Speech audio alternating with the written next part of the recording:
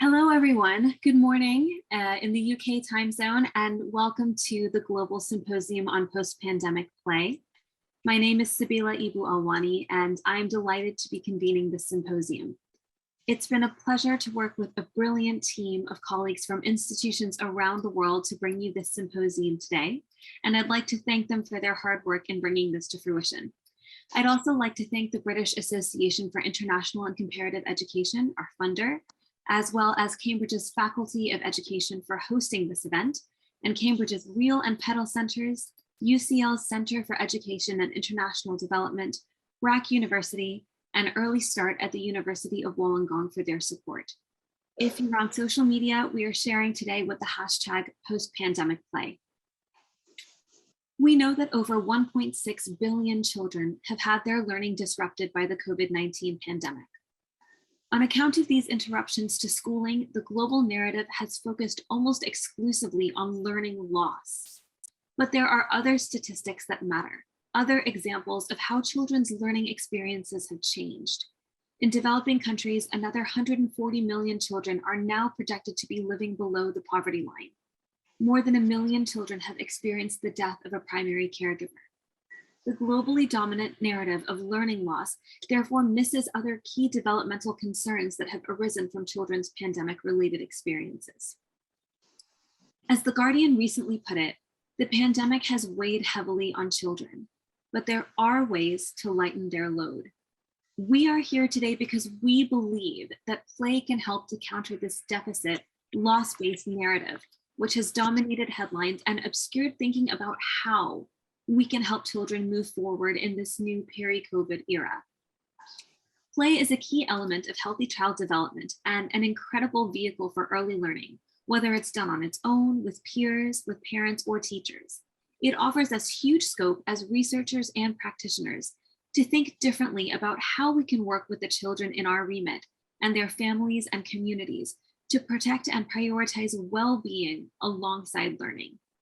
I am therefore incredibly excited to bring you this event, running in 2 parts in order to reach people all over the world so that we can discuss how we put play on the agenda of children and learning post-COVID.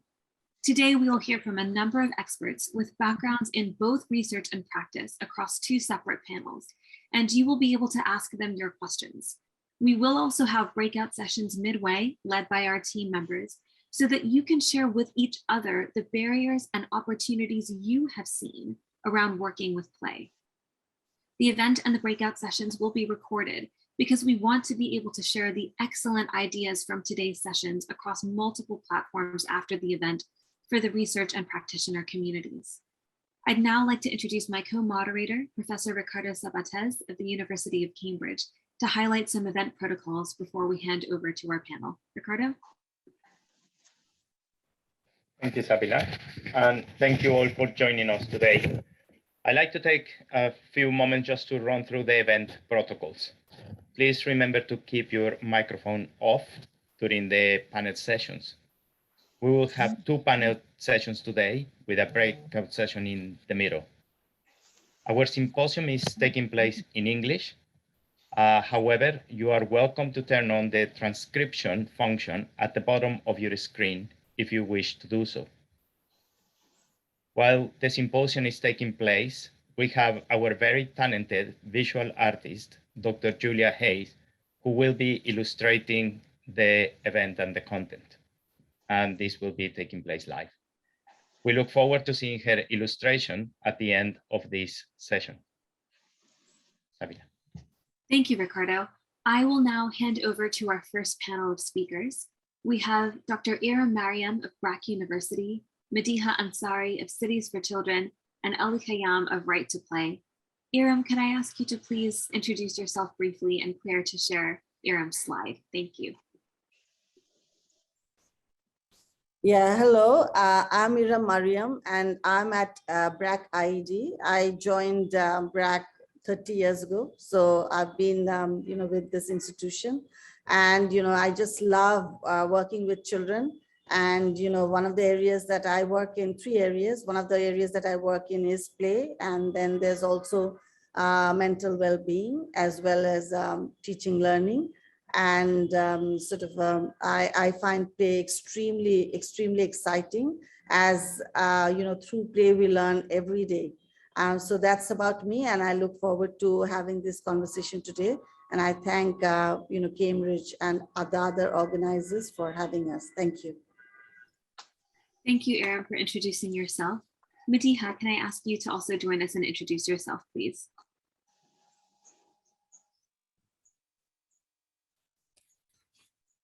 Hi, everyone. Good morning. I'm Madiha. I'm the founder of Cities for Children.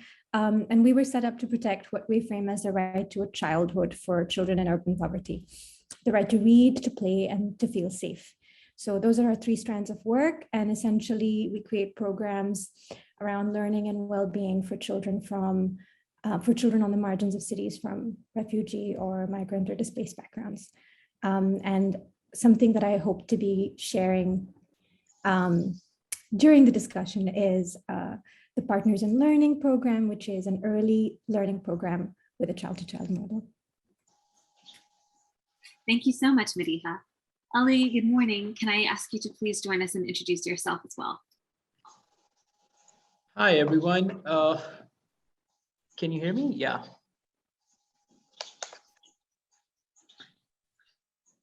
Hi, my name is Ali Khayyam, and I work as the country representative of Right to Play International in Pakistan.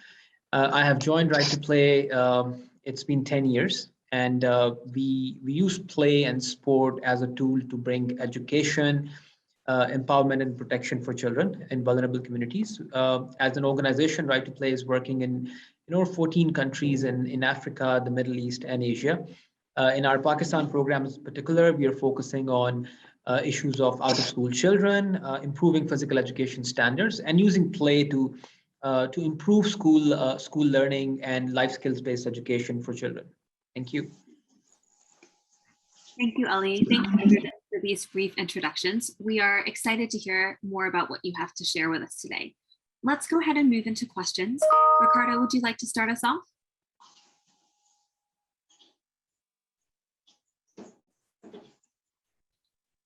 Thank you.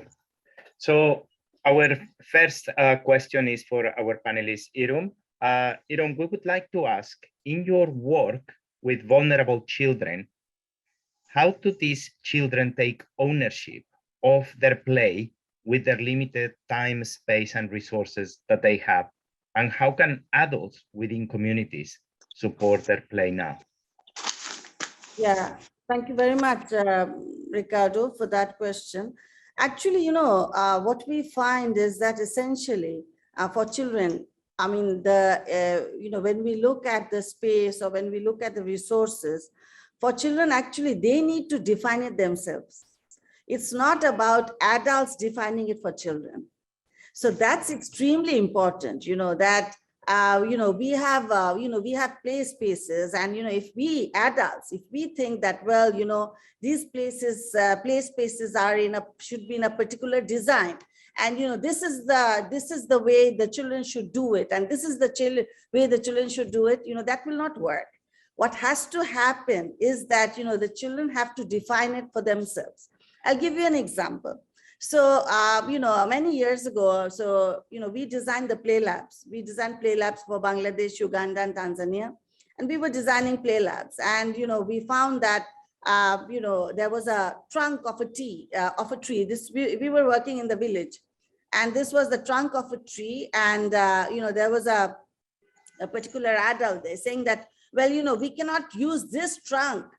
We cannot use this trunk because, it's going to be difficult for children. They're going to sort of, and the trunk, it was a few heights above from the ground. And so the adult kept saying that we cannot use this. It's going to be risky for children and, and all. And the children out there, they came and they use the trunk all the time.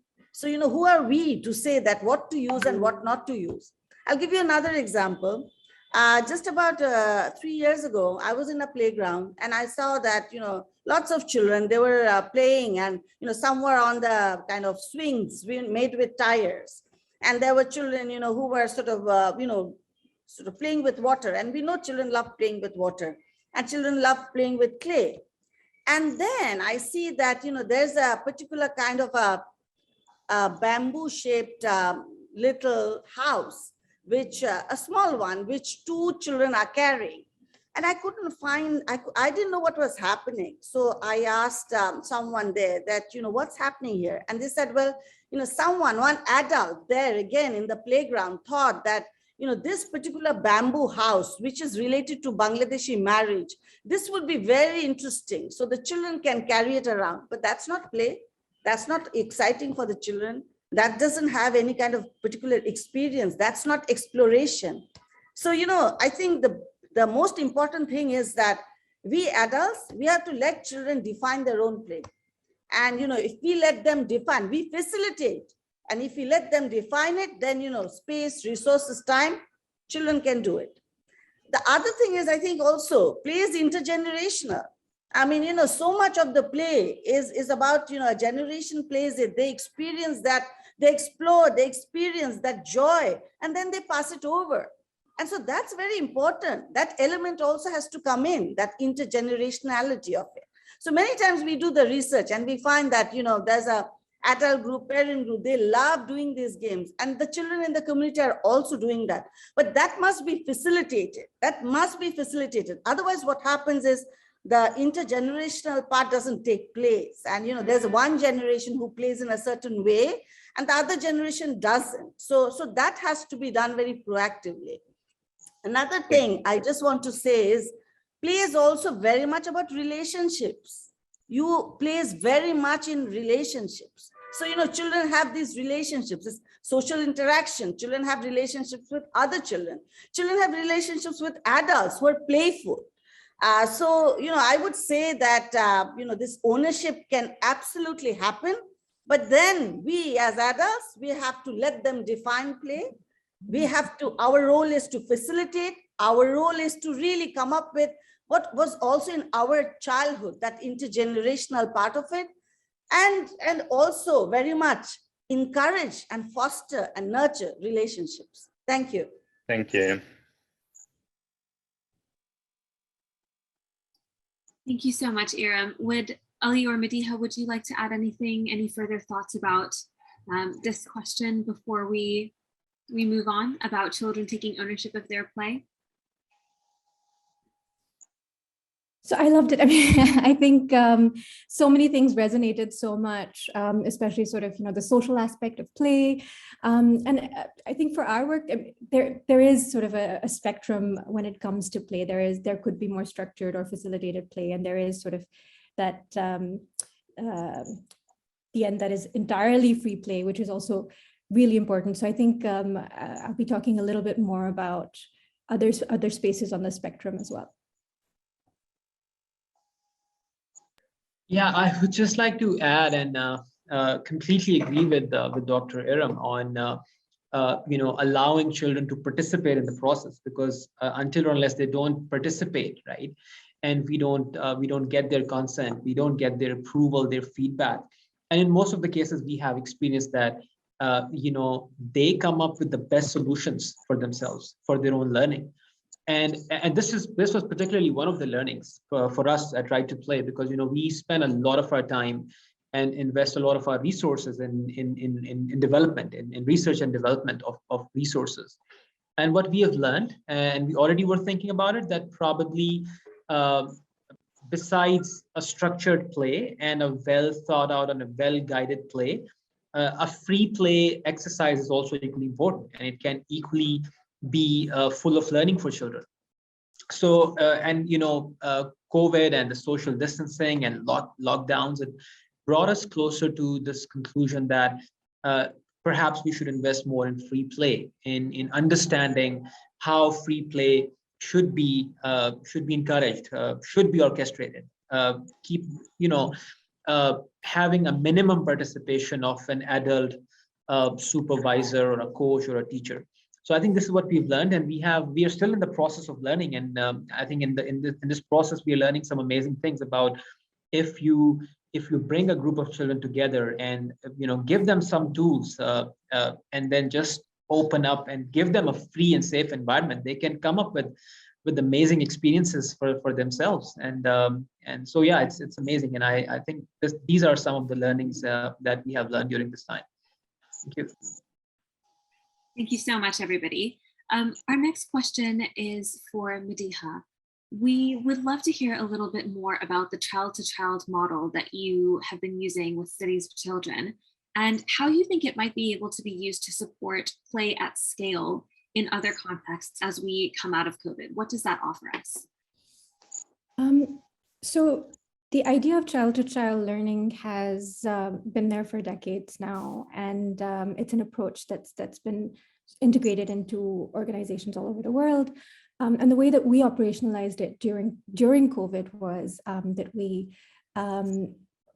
we took up this school readiness program and put in elements of the free play and of also playful learning methods. And through this, basically through adult support, older kids were trained to be giving these early learning sessions to younger kids in safe spaces within their communities, within sort of urban communities, for kids who didn't have access to digital options, particularly, in order to maintain their connection with learning, and in order to also just make sense of bigger structural forces around them and have some routine, have some structure, and at the same time make space for creating these joyful shared memories together during a very difficult time. I think there was, so we called it Partners in Learning. The little partners came away with, strong foundational skills and school, and they were, when schools reopened, they were ready to re-enter. And for the older children, there was also learning because they came away with, a much better sense of what they could do. And how they could transform their communities, and a sense of confidence, social emotional skills, a sense of how to communicate with little children. A lot of them at the end of it said, before, for example, I couldn't speak in front of other people. And then the little children, when I saw the little children, now I have the confidence to talk in front of other people. Before I thought I couldn't do this. But then they actually came up with a lot of their own ideas as well for the sessions and for sort of how they wanted to do things, and slowly started taking more ownership and more and sort of taking more of a leadership role. And that, I think, is something, again, that is not restricted to this time. It's something that can really carry on. And I think the one thing that we kind of realized with the experience was that how things are done really matters. So creating spaces where children feel confident to take the lead, and where adults, take that step back and hand over, is really important, and making sure that they feel safe and there is that sort of nurturing environment where they can go forward. Being intentional about creating that space really mattered. So those are some lessons that we can sort of take going forward. Thank you, Mediha. And Ali, we would like to follow up with a question to you about this issue around communicating with people on the ground, and especially how these communications happen when we have the challenges of a pandemic, the challenges of social distance. So can you just tell us how maybe these hybrid distance communication models with those who are on the ground can be used to foster play and learning? Yes, thank you.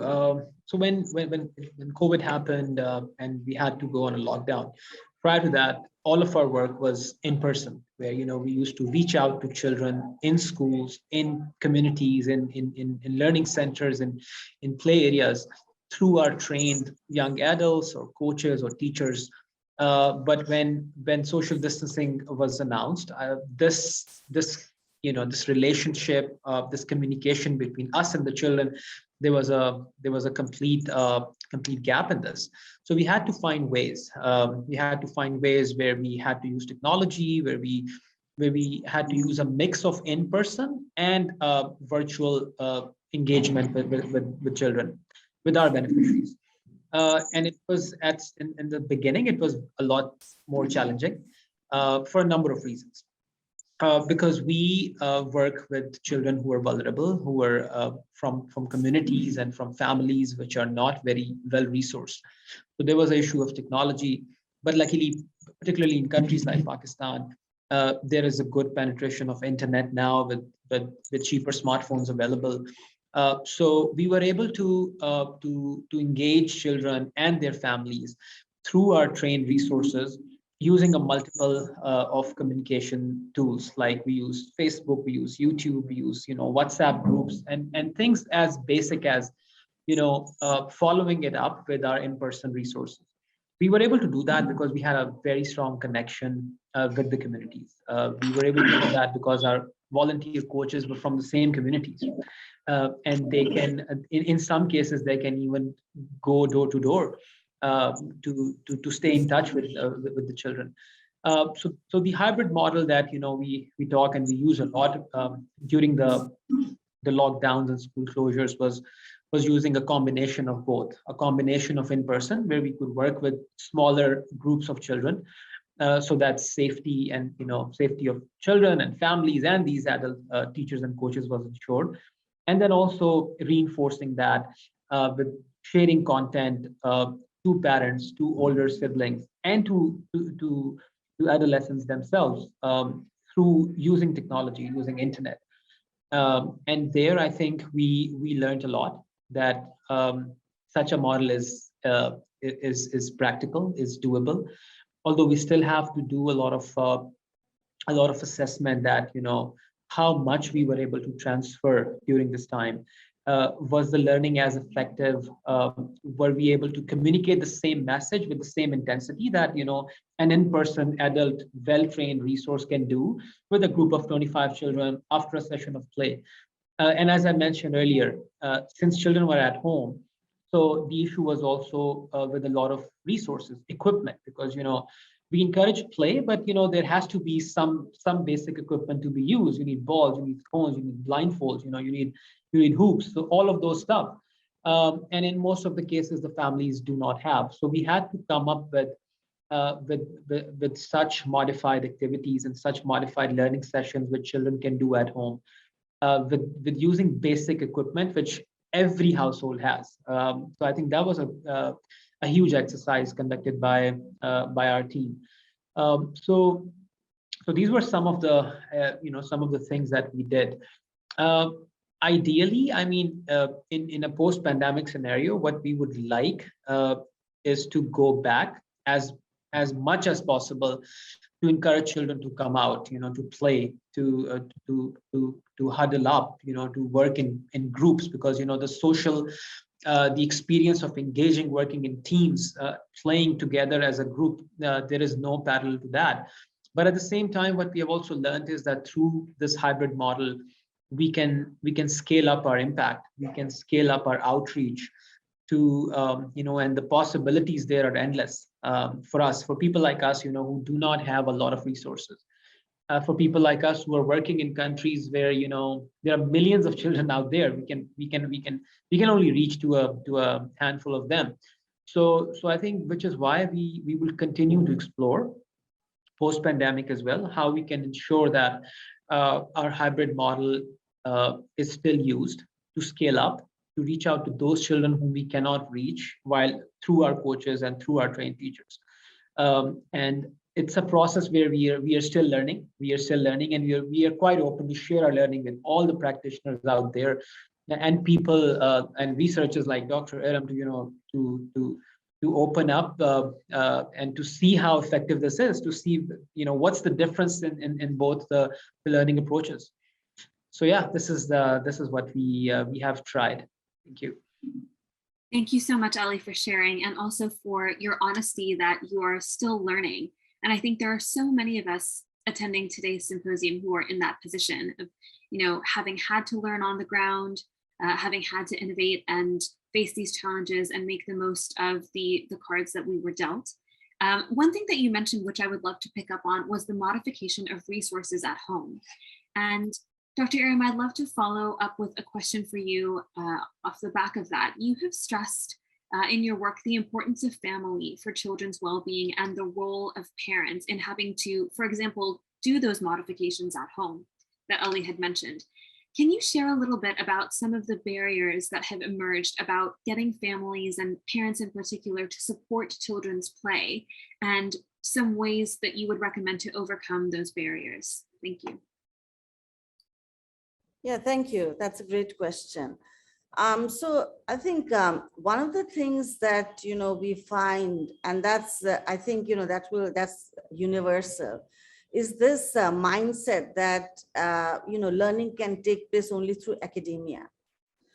So this is something, this is a huge block, and this happens when this happens. You would have parents, etc., thinking that, well, so it's best time is invested for academia, and whatever little time is left, you can do for play, rather than thinking that actually play is the one where children, it is through play that children will learn. And I mean, it's interesting, because in Bangladesh we also have a kind of a proverb like this, that is, people who are into academia, they are the ones who have the best jobs, and it's people who play, they are the ones, they don't do anything. So it's like, I mean, these are quite sort of this proverb has come about because of kind of many years of kind of mindset. So I think that is something that we are up against. But I would also say that, with that doesn't mean in our work, I mean, we've been working on play for the last, 8 years now. And, we've worked on play sort of Bangladesh, Uganda, Tanzania, Bangladesh, mainstream kind of, slums, with government schools, in the refugee camps, everywhere. If parents are aware, then they really invest. So I don't think it is a barrier that remains a barrier, but the challenge is really to work with the parents in order to make them aware of the merits of the play pedagogy and the merits of the play process. So I think that's really the big thing here. So I wouldn't say, although there's this mindset, I wouldn't say that, it's something that it's absolutely a block that we cannot, work on. We can work on, we worked on it. And, we think that, if you have programs designing that awareness, that working with parents in order to invest in play, I think, you can kind of, it is possible to address these challenges. However, I'd like to share something else also. And in my work, what I would like to share is this challenge. I also find there's another challenge that we face globally. And that challenge is to undermine the play of communities and cultures. We have this notion that play is best in North or play is best in West. And I think that is also a challenge, because, what we find is that, there's indigenous play. There's, cultures, we, the sort of, we are sort of low resource settings, but in low resource settings and cultures, you have amazing play. And we define our play in the South. But when we talk about play, we shouldn't sort of keep the standard that is the North or the West who's sort of setting the standard, and we are only going to follow that. We're not going to do that, because we also have, many interesting, exciting, really indigenous play. And we think that, that needs to be absolutely addressed, so that there is an equal understanding that, we, the South, have play, which is extremely important, and we define play on our own terms. Thank you, Iram. I completely agree with you, and completely agree also in the fact that what is academic knowledge and where knowledge comes from. So I would like now to ask Madiha, in this sense, you're bringing a lot of evidence in terms of the role of play in building resilience for children, and children go through stressful circumstances anywhere in the world through a multitude of events that they obviously going to go through. So can you tell us a little bit about, this issue about resilience that you have explored? So, I mean, just quickly to say, I was nodding very hard when Dr. Iram was talking, because yes, it is absolutely, and I think Ali brought this up as well. It's so important to have strong connections with the people that you're working with, no matter where it is, and sort of understanding what they bring and the wisdom they bring and the experience they bring from their childhood.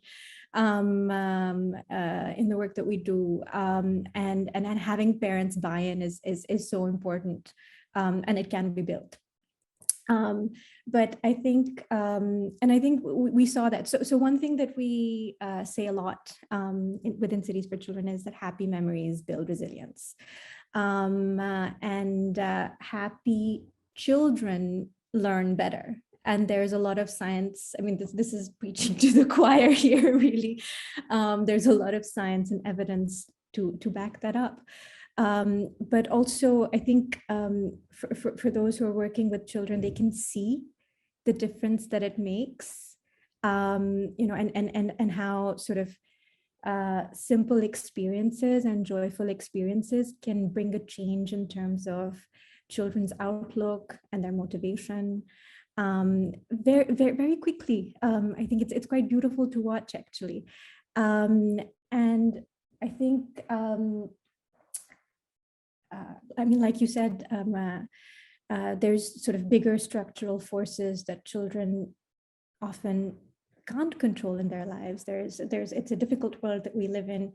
Everybody's been through a difficult 2 years. So to actually kind of set aside time to time and spaces to just take a step back from that and let kids be kids is really important. And actually builds the ability to cope better with everyday stress and to choose more positive trajectories. So I guess that's how we look at resilience. It's being able to cope better and to be able to make better choices, and to be able to feel stronger within oneself, and better about oneself. So a strong sense of self-esteem and self-worth and what we can offer to the world. And I think play is a fantastic tool to be able to build that. Thank you so much, Madiha, and thank you also for highlighting some of these really critical skills like self-confidence that are so important for us to bear in mind as we think about how to help children move forward from the experiences that they've had, as varied as they've been. Let's go ahead and open up now to questions from our audience. I'd like to introduce my colleague, Deborah Spindelman from the University of Cambridge. Debbie and my colleague, Natalie, have been collecting questions from the chat from the audience. Debbie, would you like to please go ahead and share some of the questions that have come through for our panelists? Absolutely. This has been incredible to hear. We've got a few really great questions coming through the chat. Want to start with one from Akanksha, who asked to all of us, sort of, how can we make play, and specifically playgrounds, accessible to children with additional needs? I wanted to share that out first, and then we can hop to the next.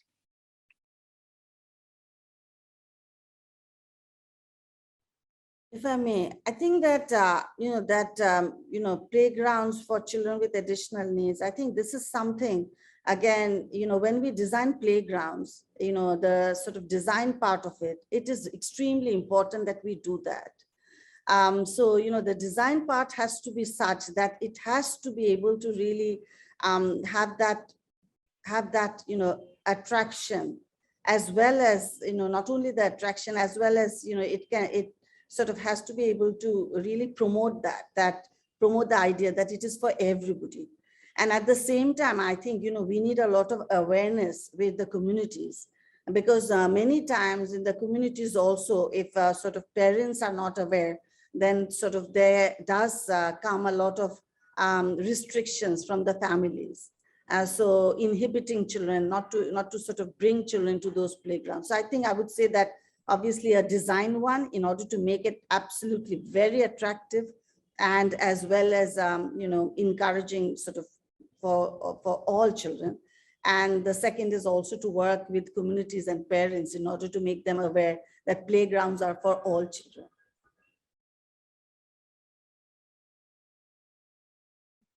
If I may also add, it's a very relevant and important question, because in countries like us, like in Pakistan, many other countries in Africa and Asia, provision of play spaces for children is a huge problem. So there is a whole crisis.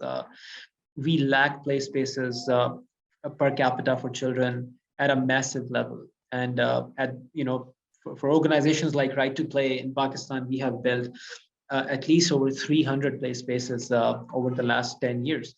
And what we try to ensure is to make sure that there are ramps, the play spaces are safe, they are well leveled for children with special needs to be equally participating. What we also do is to make sure that we try to modify the activities, the play process itself, to make sure that children with special needs can be integrated in some of the activities. Not all, of course, because we need to have experts, we need to have special resources for that. And there is a greater need for more advocacy on this, that not only that there has to be play spaces for everyone, but for those play spaces to be as inclusive as possible. I think we have been doing this advocacy in countries like Pakistan and Middle East, and many African countries. Right to Play has been doing that, but I think from the greater community of people who are working on play, using play, sport for development, from academia as well, there has to be a consistent effort to make sure that the governments feel the burden and feel the need for more investment in creating play spaces, not only inside schools, but out there in the communities. Because in South Asian countries and cities, we don't see play spaces. We don't see play spaces which children from underprivileged families can access.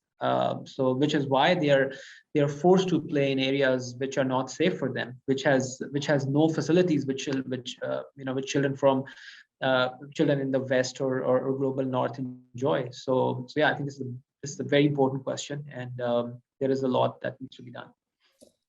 And also, just I think very quickly, I think the last bit would be to create that spirit of inclusion with children as well, so that just to normalize that, everybody belongs here and everybody should be supported to be here. Absolutely. Thank you. We've got time for two more questions. And the next one I'd like to bring in from Sabrina Ahmedkaya from BRAC. So the panelists, all panelists have been talking about adults taking a step back to allow children to explore and to learn. How do we educate and support adults to do that? She's saying in Bangladesh, she's seen teachers and parents really want to take the lead on children's learning very instinctively.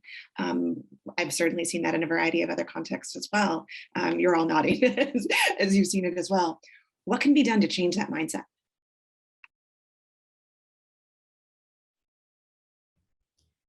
So, yeah, I mean, I think it is something that we all come up against.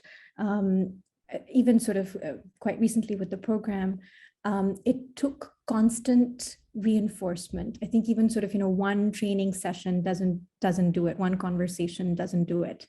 It takes constant reinforcement and constant reflection to say, okay, are we doing this? Are we giving children sort of the knowledge and the tools that they need to do this with confidence? And then also, are the children constantly looking at the adults? So I think it's a process of unlearning in terms of I think hierarchies that have been built over sort of many generations and many years. So yeah, I think it does take conscious either training or conversations, but also it's not a one-off thing. It has to be sort of reinforced. Terrific, thank you. Ali, what do you think? No, I think I absolutely agree. It's a long battle. It also becomes a battle of narrative, right? Because as Dr. M said, in our communities and in our societies, I think although the perception is changing, but the use of play, it was not encouraged, even from families, even from teachers. There has been, the orthodox thinking says that play sort of you're taking the time away from their children's study time, right?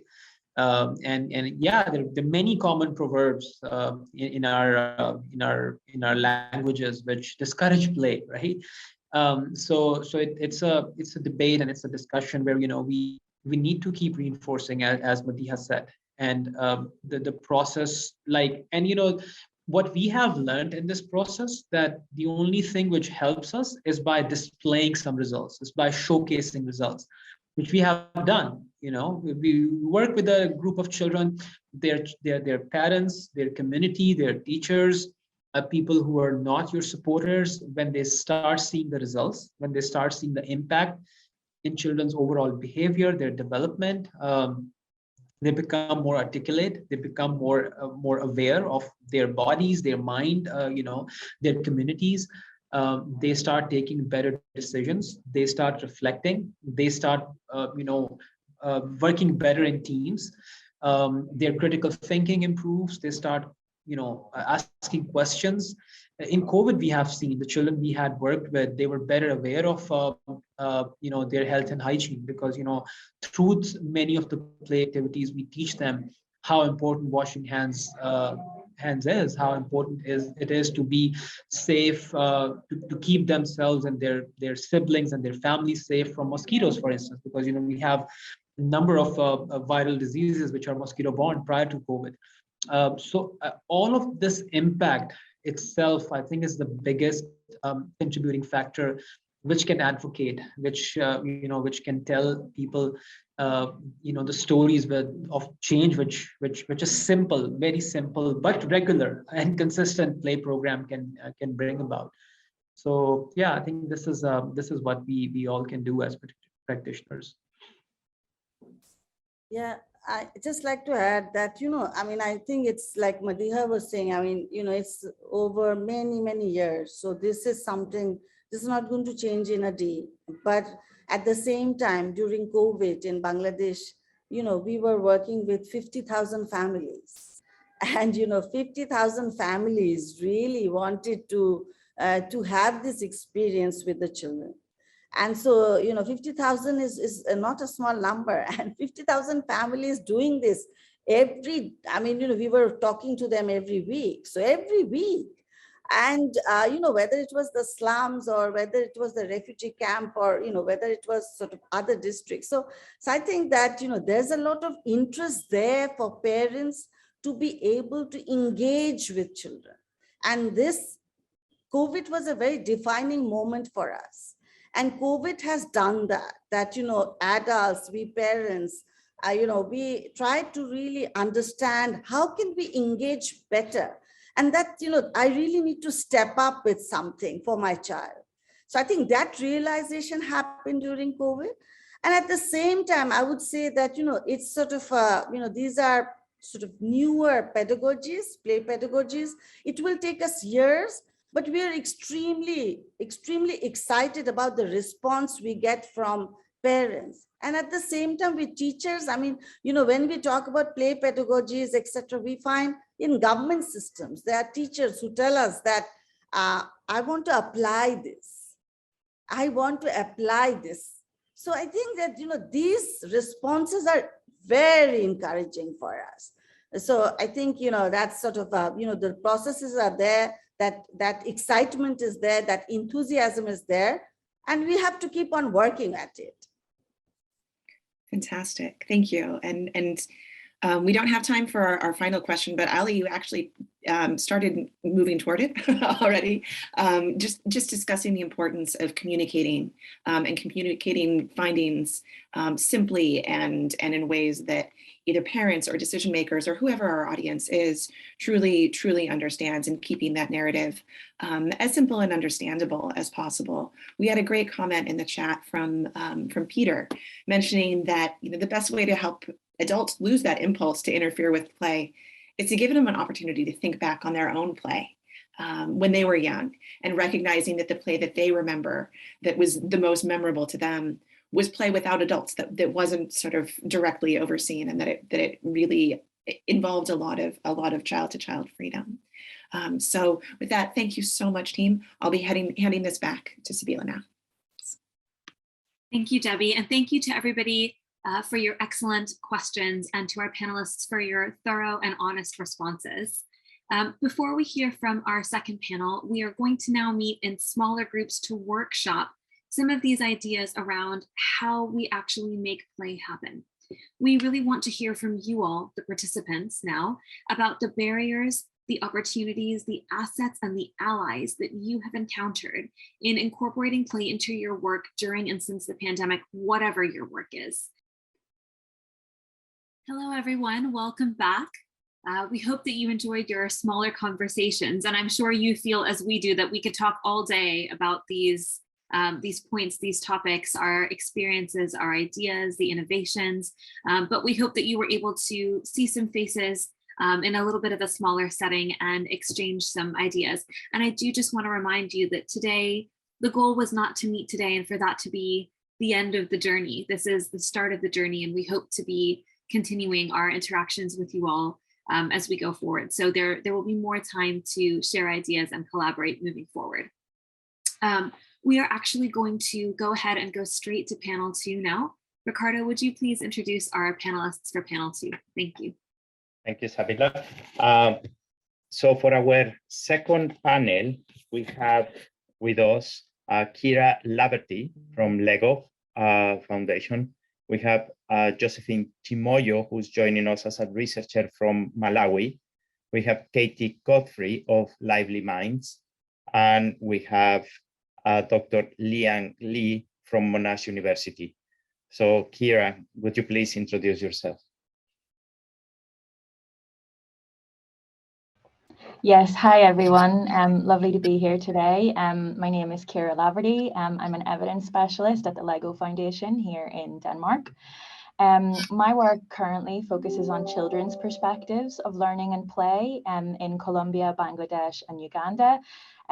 For 3 to 12-year-olds in educational settings. I'm also interested in the measurement of learning and play. I'm currently developing teacher observation and child reflection tools. So excited to speak more about that. Thank you. Can I just check if Josephine is with us, or I can't see her on my screen. May I please move to Katie, please? Can you please introduce yourself? Great, thanks, Ricardo. Hi, good morning, everyone. My name is Katie. I'm the head of monitoring and evaluation at Lively Minds. We work in Ghana and in Uganda with preschool children and their parents, and also kindergarten teachers or village health team members in Uganda. And our model is one where we deliver parenting workshops, and we train parents to deliver play schemes that run daily within a kindergarten setting, where children have the opportunity to play different types of games, to develop physically, to develop mentally, and develop their social skills as well. Thank you. Dr. Liang Li, may I please ask you to introduce yourself? Hi, hello everyone. My name is Liang, and then this is my slides. Thank you. So hi, hello everyone. My name is Liang, and I'm senior lecturer at the Monash University in Melbourne, in Australia. And then so my research always focus, working with infants and toddlers, and also young children from 0 to 8 years old in Australia and in China. I did quite a few international projects in Vietnam, and also plan in Nepal as well. So that also my research interest focus is on STEM education in play-based context, and then to look at how children learn through play, and then to engaging with the STEM conceptual ideas. And my another research focus is infants and toddlers education and the care. And also I'm using draw upon cultural historical studies to support, to orientate my research as well. So thank you so much for inviting me coming here. I'm very excited to share ideas with you all and listen to the lovely conversations as well. Thank you. Thank you, Liang. I can see Josephine is there. I wondered, Josephine, hello. Fantastic. We are absolutely delighted to hear from you. And can you please introduce yourself, Josephine? All right, my name is Josephine Gimoya. I'm a qualified specialist teacher, as well as a trainer in early childhood development. And I'm an expert in Malawi Developmental Assessment Tool. We call it MDAT, whereby we do assess children's development. So I'm coming from Malawi, southern part of Africa. Yeah, that's it. And I'm here to learn more from you people. Thank you, Josephine. And we're here to learn from you. And now we're going to move to the questions, and we will be very clear when we're asking you. We will give you, of course, we'll give you the floor and the space, and don't worry about your camera. We really want to hear from you and your experience. So Sabila, may I please pass over to you to start with the questions. Thank you, Ricardo. So our first question today is for Kira.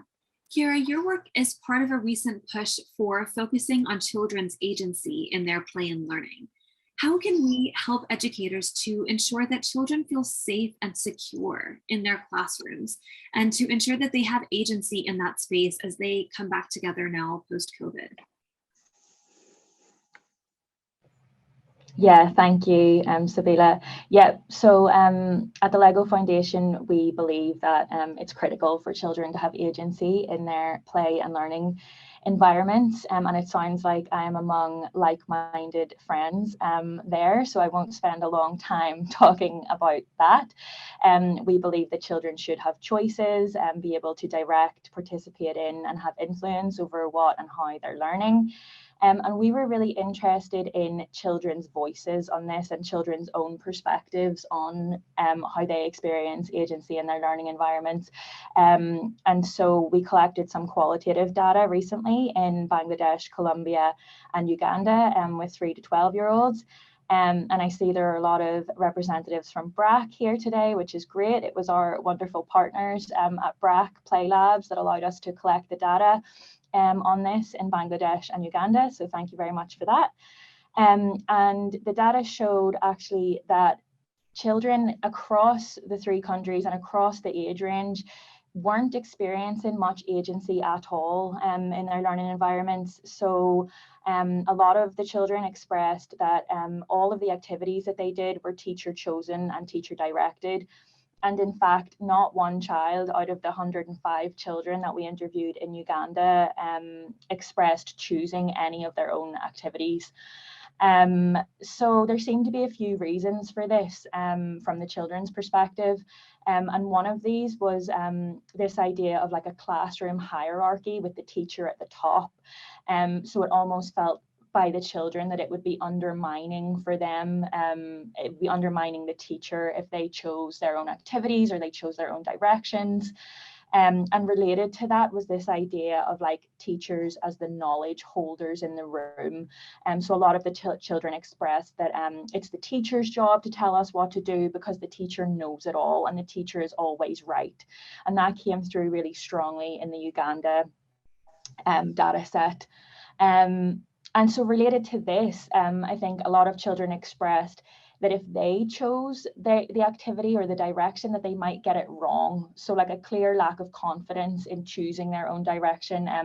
One of the quotes was, I might make a mistake and I cannot correct myself. So I need the teacher there to correct me. And that's why the teacher should choose. So taking those things into account, it seems like there's not really a safe space for children at the moment in those countries to exercise their agency in the classroom. And thinking about practical tips for educators on how we can move past that and allow children to exercise a bit more agency. So one of the simple things that I think could help would be to observe and listen to children about their curiosities so that classroom activities align with children's interests and passions. I think that this would naturally lead to deeper engagement and an expansion of capabilities beyond the content knowledge.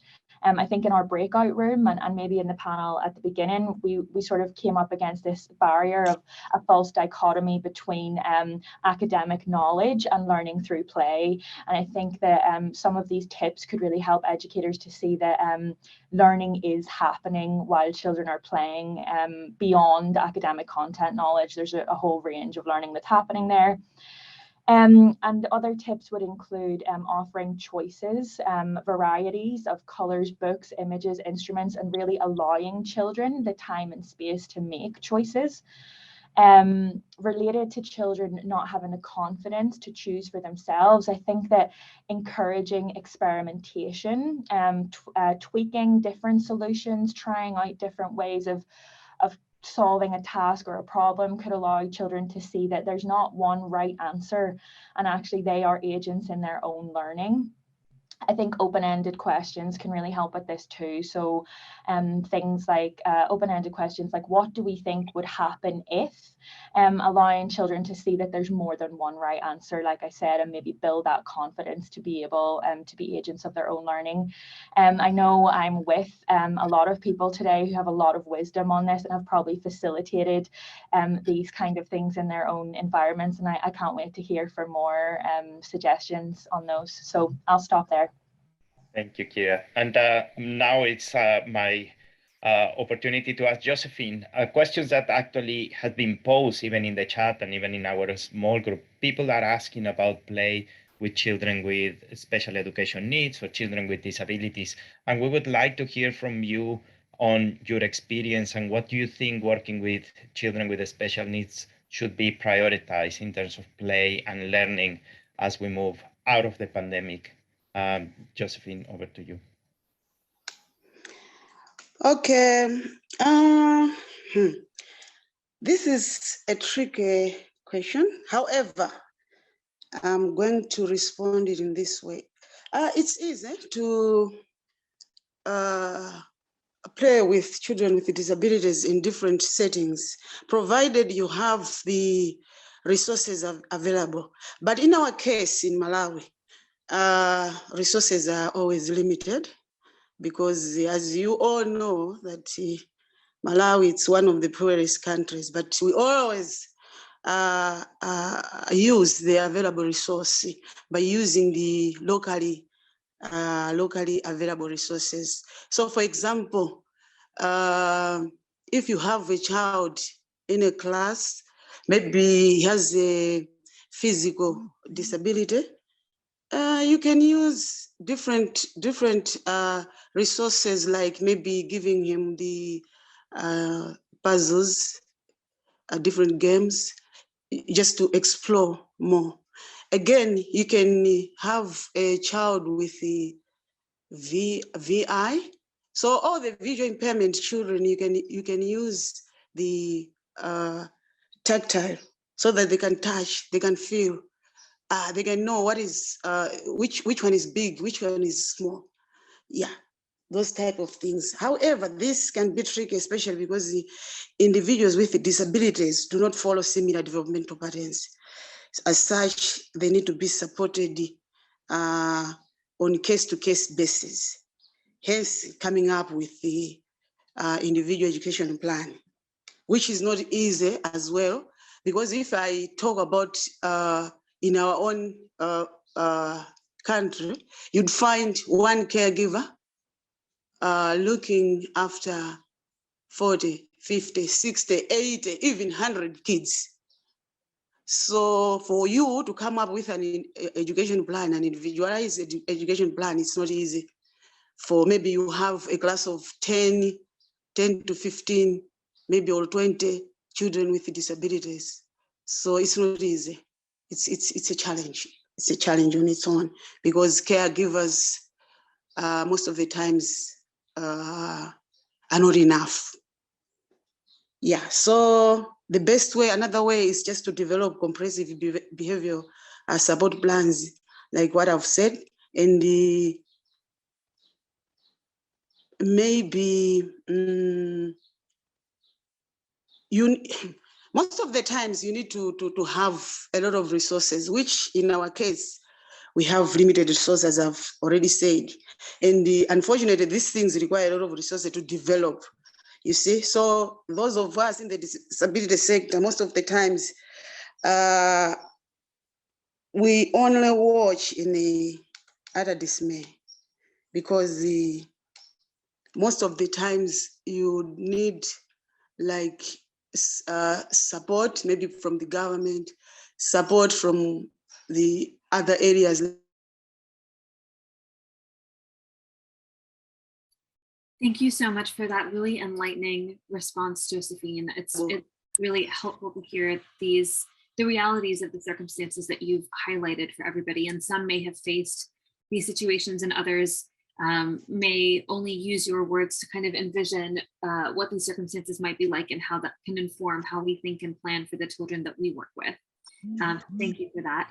Our next question is for you, Katie. The home learning environment has been identified as a vital influence for children's development, and this has cropped up already so many times today. But there has been so little in the way of practical guidance for parents with young children. How have you been getting parents to understand why play is even more valuable for their children as we emerge from the interruptions of COVID? And how can we actually support parents more as they are the ones on the front line for young children? Thank you. Yeah, so as you say, children do spend most of their time at home. I think prior to COVID, we thought it was around 70% of their time at home, but obviously during lockdowns, it's been up to 100%. So although we do work in play schemes that take place through the kindergartens, actually a lot of our work focuses on how we can improve parenting practices at home. And yeah, I think our model really looks at how parents, we kind of consider them the sleeping giant. You know, they are powerful and they do have the potential to really have an impact on how their children develop through using play. But for us, it's a case of walking through with them what the impact can be and what they can do, and kind of overcoming what we experience, which is a mindset barrier, where we've talked a lot about how people might think of play and toys as being things that you have to go to a shop and buy and you have to have money for. And we really move away from that. So talking about things like even just kind of songs, stories, clapping games, singing games, that kind of thing. Very, very kind of low resource games like pairs matching. So you can just draw that on a bit of old paper or cardboard and get them to match those games together, that kind of thing. Similar approaches for counting. In terms of getting parents to helping them to understand how important that is, part of our program is it's a 10-session parenting workshop course, which the parents who are going to deliver the play schemes, they get this as part of their preparation. That covers lots of different things, practical things, hygiene in the home, life skills. One thing it does cover is talking about the challenges that they may face in their parenting, their aspirations for their children, and then walking through with them how play can help them to overcome those challenges in the short term. So it might be behavioural things like, you know, kind of fighting with siblings, not being able to take turns or share, that sort of thing. And also looking at play as really like the foundation for this academic learning that we've all said people tend to kind of jump from small child to being able to read and write. Yeah, I think, and particularly during COVID, I mentioned this in the breakout room, we, Lively Minds, were thinking prior to COVID, we were planning to deliver a radio version of our programme. And obviously during COVID, when we couldn't deliver the programme in person, that had to kind of happen really, really quickly so that we could actually continue to reach parents. And that covers the radio programme. The episodes cover similar topics to what is in our parenting workshop. So there's a different topic each week. There's an interactive session where parents can kind of phone in, they can discuss what they've listened to, and those happen live, and then they're repeated once as well, so once a week as well. So that reaches, it's not as intensive as our in-person program, but the reach is huge. We think in Northern Ghana we're reaching just shy of 1 million parents of 3 to 5 year olds specifically. And we've had an evaluation that's looked at whether, like, kind of trying to find these people who've just had the radio program and asking them about their changed perceptions on their own parenting. And it's actually even just the radio program is having some really significant impacts on that as well, which is great to see. Yeah, I think that kind of really covers off what I wanted to say there, although probably worth noting that as an organisation, when we had to kind of stop our delivery and then restart after COVID, we made sure that everyone who'd been in the programme previously, they repeated the parenting workshop and parenting course rather than just kind of hoping that they'd remember, because particularly in Uganda, it's been 2 years. So. Thank you, Katie. And I would like now to continue this theme of the interactions of adults and children. And Liang, I would like to come to you to give us some more insights about your research on imaginary play and how can this adult-child play offers kids in terms of healing, resilience, socio-emotional rebalancing, and especially if you have anything to share as we emerge out of the pandemic.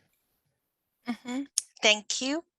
And then so I would like to share with you about a new innovative approach upon what I will already discussed in the symposium so far.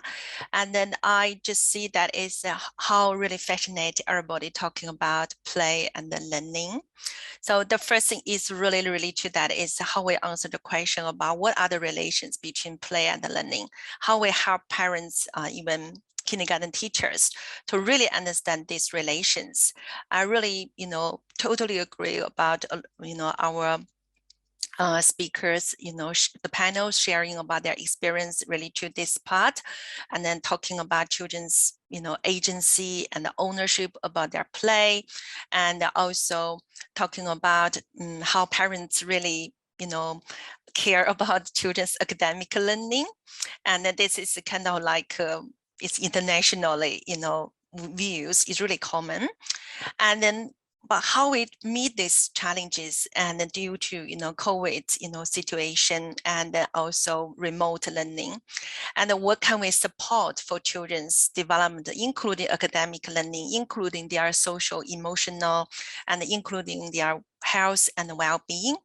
And so I would like to share with you innovative approach and a project in a way at Monash University, and under the lead of our Professor Marilyn Flier's work, and talking about conceptual play word approach. We have our play lab here, and then this approach is really answering about relations between play and learning, and that is happen, working with parents, families over pandemic, and also working with kindergarten teachers in quite a lot of different cultural contexts in Australia, in China, in Indonesia, and then. So this is something I want to share with you. This approach is a conceptual play word approach, and then it's 5 key characteristics, and we did that is through selecting the children's storybook, the story children's literature start with, and normally we select this is working with children together, parents and children, and teacher and children together to find out what their interest is, and also what their favorite characters, and then so what other literature they like to read together, and then so this is really showing that what children's interest into that. And also afterwards, next part, we really design the play space. If we want to focus on about children's emotional regulation, emotional development, then we might work with children together to choose some children literature, really showing that it's easily linking to the concept of emotions, such as being respectful and feel lonely, feel frustrated, how we cope with that. Just those kind of things we can choose. If you want to focus on the, like science, like mathematics or literacy or even language development, then we can see some literature quite relevant into this area as well. And then so we could think about this, and then design the play space need to be really imaginary situation. And then so we read the story with children together, and then have characters in the story, normally like some fairy tales, and also even in their culture, their traditional cultural stories. And then that is all really good and then good for the children to explore with adults together, and then building connections with characters. And then in the home context or either in the kindergarten context, we can design a play space that is really welcoming, invite your children to becoming their character roles. They can choose some characters from the story, like some animals or some, particular, characters, their favorite one from story, and they all transition into this play space. We can do that. It's, for example, coming to this play workspace, we can put a sign on that, and everybody transition from normal classroom, regular home setting to go through a tunnel or even with some music on, and that means we all transition to becoming different character as if they were the animals, for example, and then they are going to come into this play space. There is a really key part is for the adults. Just now where our discussion really interesting, fascinating part is talking about the role of adults in the play, and then so in this approach, we invite adults to becoming play partner. So adults is not outsider. It's not just observe to jump in to tell them you need to do this, you need to do that, and the suggestion of what is the best way. No, the adults going to be a character roles, maybe becoming a fairy or becoming really relevant to their culture. This is totally fine, even not from that literature, the children's storybook. It's totally fine, whatever comfortable for adults, parents, or even the teacher, it's fine. They select, they chose their own one. Together transition to this play space, and then imaginative play world. Normally the first time we ask or suggest parents or teachers, give them a name tag, like they are the little frog, they are little dog, so they always know that. And even if they're frog, they want to talk, they have to make a sound like a frog first, and then they can chat and experience. So they're going into the play space, and afterwards they are going to, there is a critical part, is this next part is about dramatizing this conceptual problem. So this conceptual problem means that is something happened. It may not be from the storybook, but maybe, you think about relate to the children's, emotions, like help them to build, resilience. And then could be something, like, for example, there is a really good storybook. Yeah, may not be suitable all the cultures here, but it's just one we did before. It's like, Where the Wild Things Are. This storybook is by the Maurice and Sendek, if I remember right, the author's name. And that was really interesting one is that the wild things, they are not really, misachievable.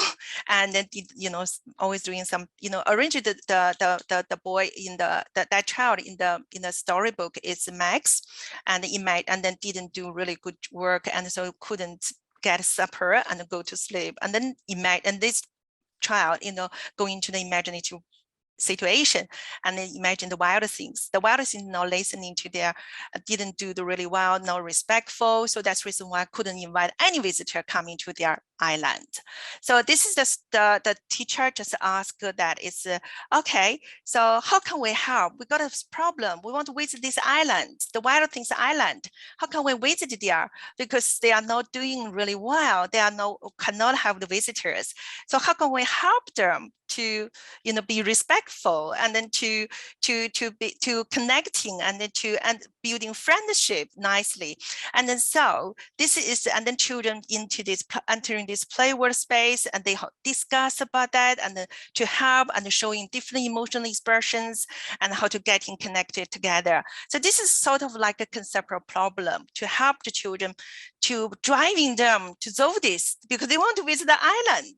So that is something, and of course the adults can, play into that as a different roles. And also sometimes they need, jump into, as a play partner, they are able to share their ideas, and they are really clearly can understand children's perspective, the children's voices here as well, because they are partnered equal way.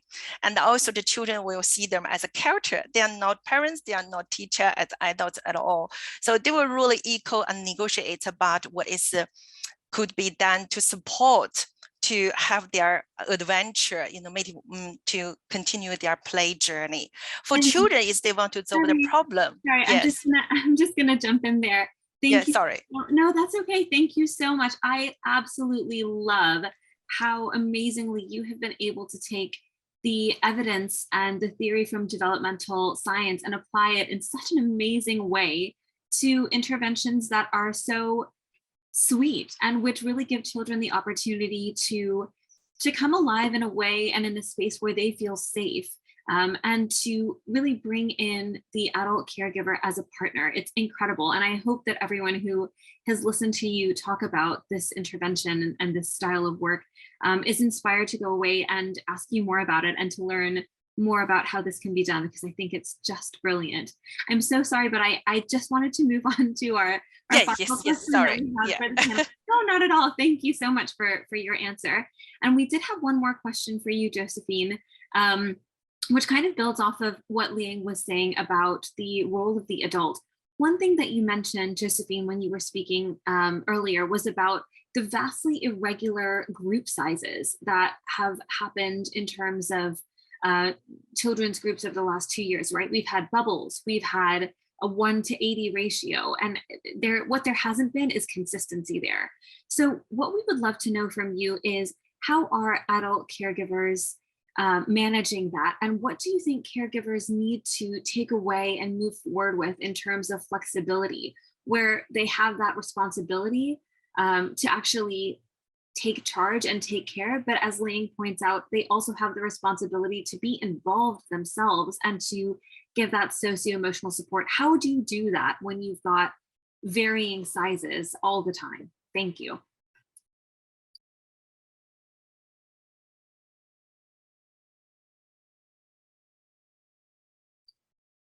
Josephine, are you still with us?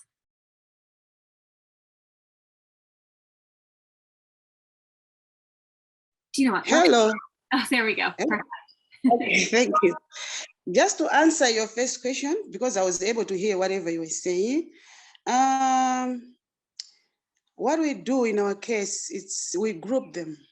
We divide them maybe in tens, and then you are going to give them different activities. Then you as a caregiver, you go around and supervise. That's what we do. Or sometimes we can use the outside space, because if you use it inside, the space is just too small. So most of the times when we want to do an activity, we would rather use the outside environment and group them into different groups. Yeah, that's what we do in our case. So to answer your second question, most of the caregivers, most of them, they are not trained caregivers. So they always maybe wait for your instructions, do this, do that. Or sometimes you'd require her or him to observe what you're doing and learn from you. Or sometimes you can even come in, okay, be with this group, do this, do A, B, C, D, and you come around and supervise what each group is doing on a particular time. That's what we do.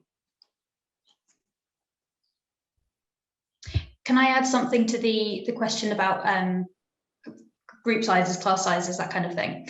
So in Lively Minds, we're quite often in kindergarten talking about similar numbers that Josephine mentioned, kind of 80, 100 kids per day turning up. And what we've done to make that manageable from the mother's perspective when they're kind of running these games is we have 5 groups of 6 in the classroom with a mother with each group playing each game, so they know that they're only going to have to focus on that small number of children at a time. They're not going to be overwhelmed. And then there's another 1 or 2 mothers outside who are playing outdoor games with the other children. So they're still supervised, they're still getting some input, but they're not kind of all overcrowded in the classroom. And then because the play scheme runs each day with a different set of mothers, that the children, we keep a register, and then the children rotate around as well, so that they get kind of fair access and exposure to the games. Thank you, Katie, and thank you all for your answers to these questions. Let's open up to the audience. We have time for just maybe 1 or 2 questions. Debbie, would you like to go ahead and share what's come through? Yeah, absolutely. There have been some great questions coming through, and I wish we had time for all of them. Esinam from our team reached out to Chiara and mentioned that her findings are really interesting and that she definitely expects similar findings in Ghana. Her question was about, did you ask or have you seen much about children's agency outside of classroom contexts as well? Thank you so much for the question, S&M.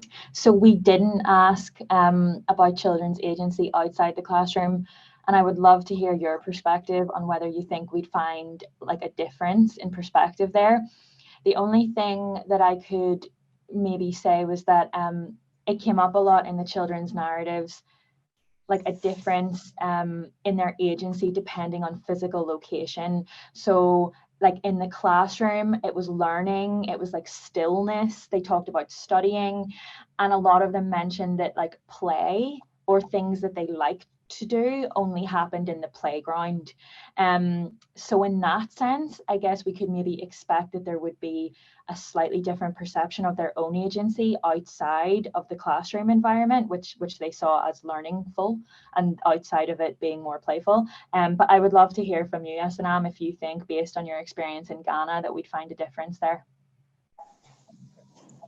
Terrific, thank you. And I'm going to close this out just with one great comment from Julie Dunn, who specializes in dramatic play, and said that one of the biggest barriers is really that adults often don't know how to play. And this actually connects to what you were sharing, Liang. So she said that the best form of play advocacy for parents is for them to see their children engaging deeply and joyfully. And in order to achieve this, parents need to be supported so they understand how to play themselves. And that this is particularly a huge issue with this kind of dramatic and pretend play, and something that parents really need to have and feel that they have permission for themselves. So back to you, Sabila. Thank you so much, Debbie. And thank you all for your questions and comments in the chat. They've just been super in terms of your engagement and your curiosity to learn from our panelists today. At this point, I'd like to welcome my colleague Krishna Kulkarni from Cambridge to introduce our very special illustrator in a bit more detail. Krishna? Hi, everyone.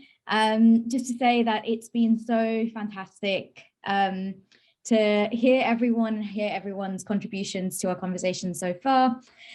We have with us Julia Hayes, who is a PhD student who's just finished a doctorate actually from the University of Cambridge on inclusive education. And she is a fantastic illustrator doing a very masterful version, I'd say, of what we would do as doodles in our notebooks.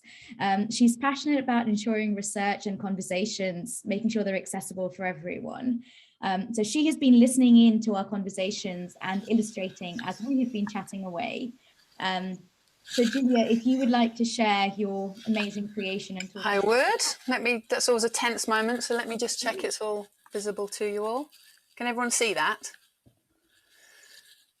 Can you see that? Thumbs up? Yes. Yeah. Thank you very much.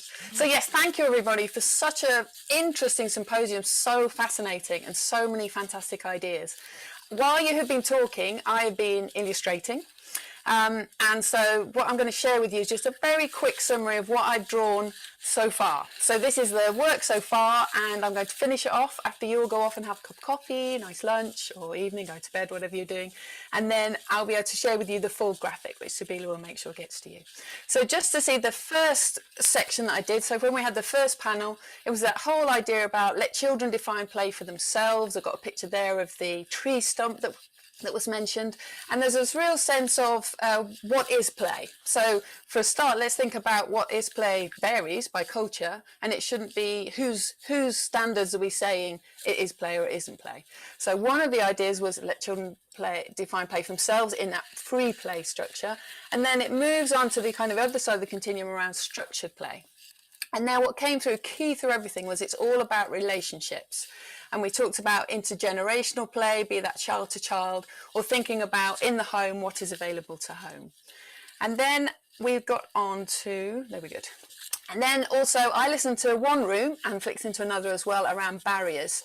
And what I found interestingly is the similar, but I'm going to be adding to these based on notes that are being taken during the session. So barriers in particular were having space to play. What do you do if children don't have space to play? Particular issue around COVID.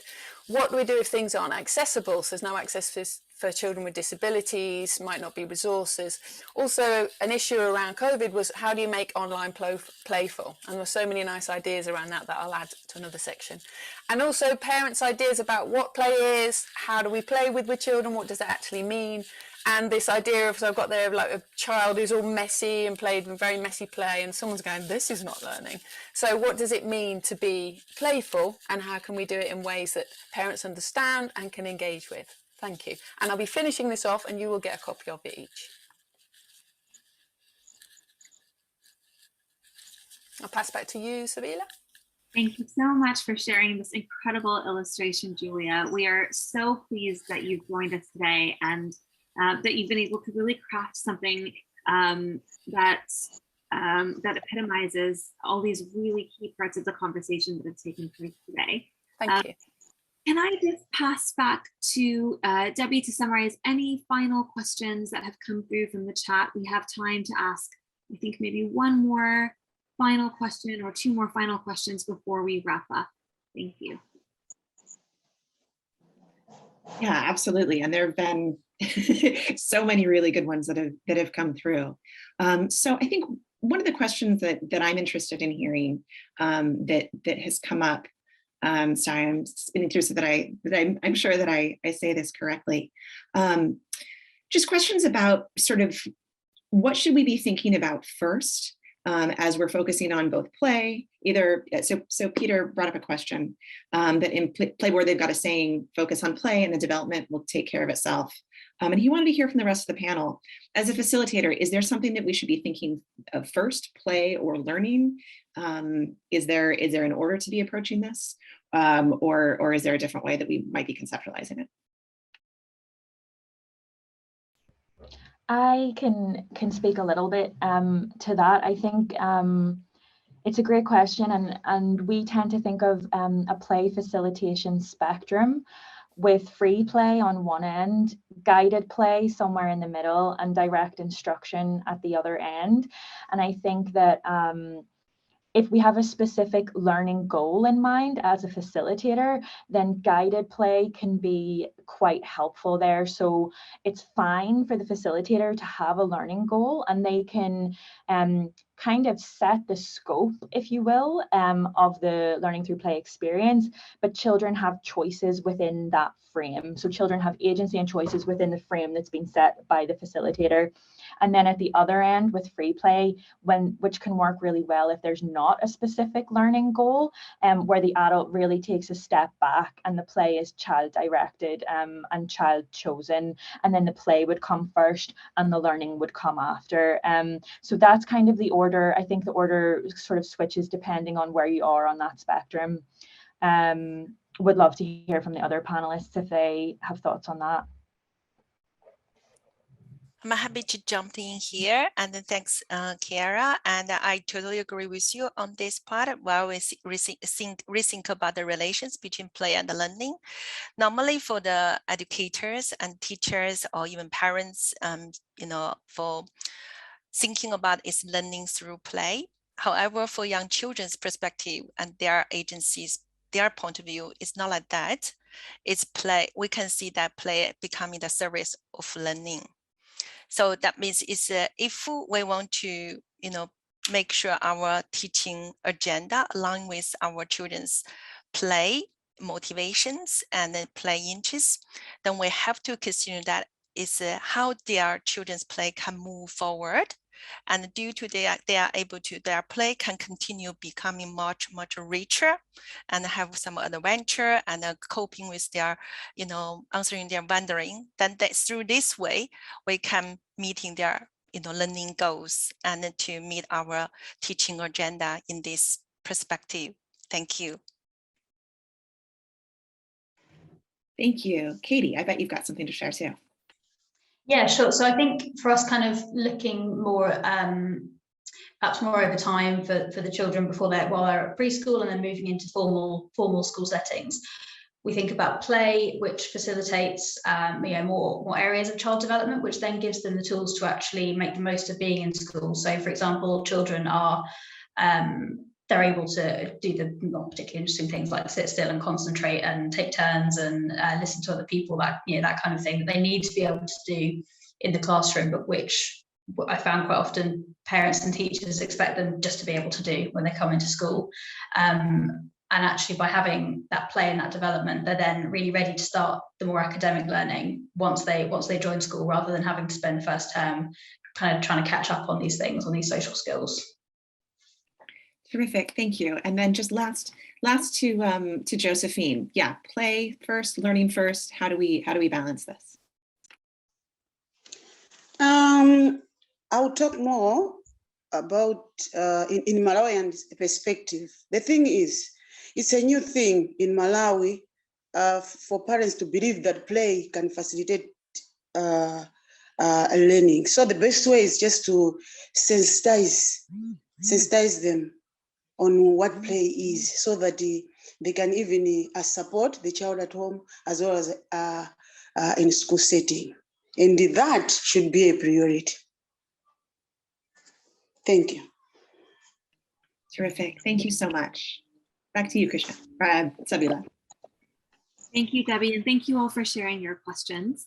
At this stage, I'd like to say thank you once again to all our esteemed panelists for their contributions today, both panel 1 and panel 2, and to you all for contributing your knowledge to the thinking and the sharing that we've done here today. Whilst the focus of our conversation today has been about the COVID-19 pandemic, the current headlines remind us yet again that the suffering of many children and families due to conflict and emergencies of many different shapes all over the world is a constancy that we have to live with, and that in our work and our research, we can only hope to do our best to try and mitigate in whatever way that we can. I would say that the collective power in this room today is a reminder that what we do matters.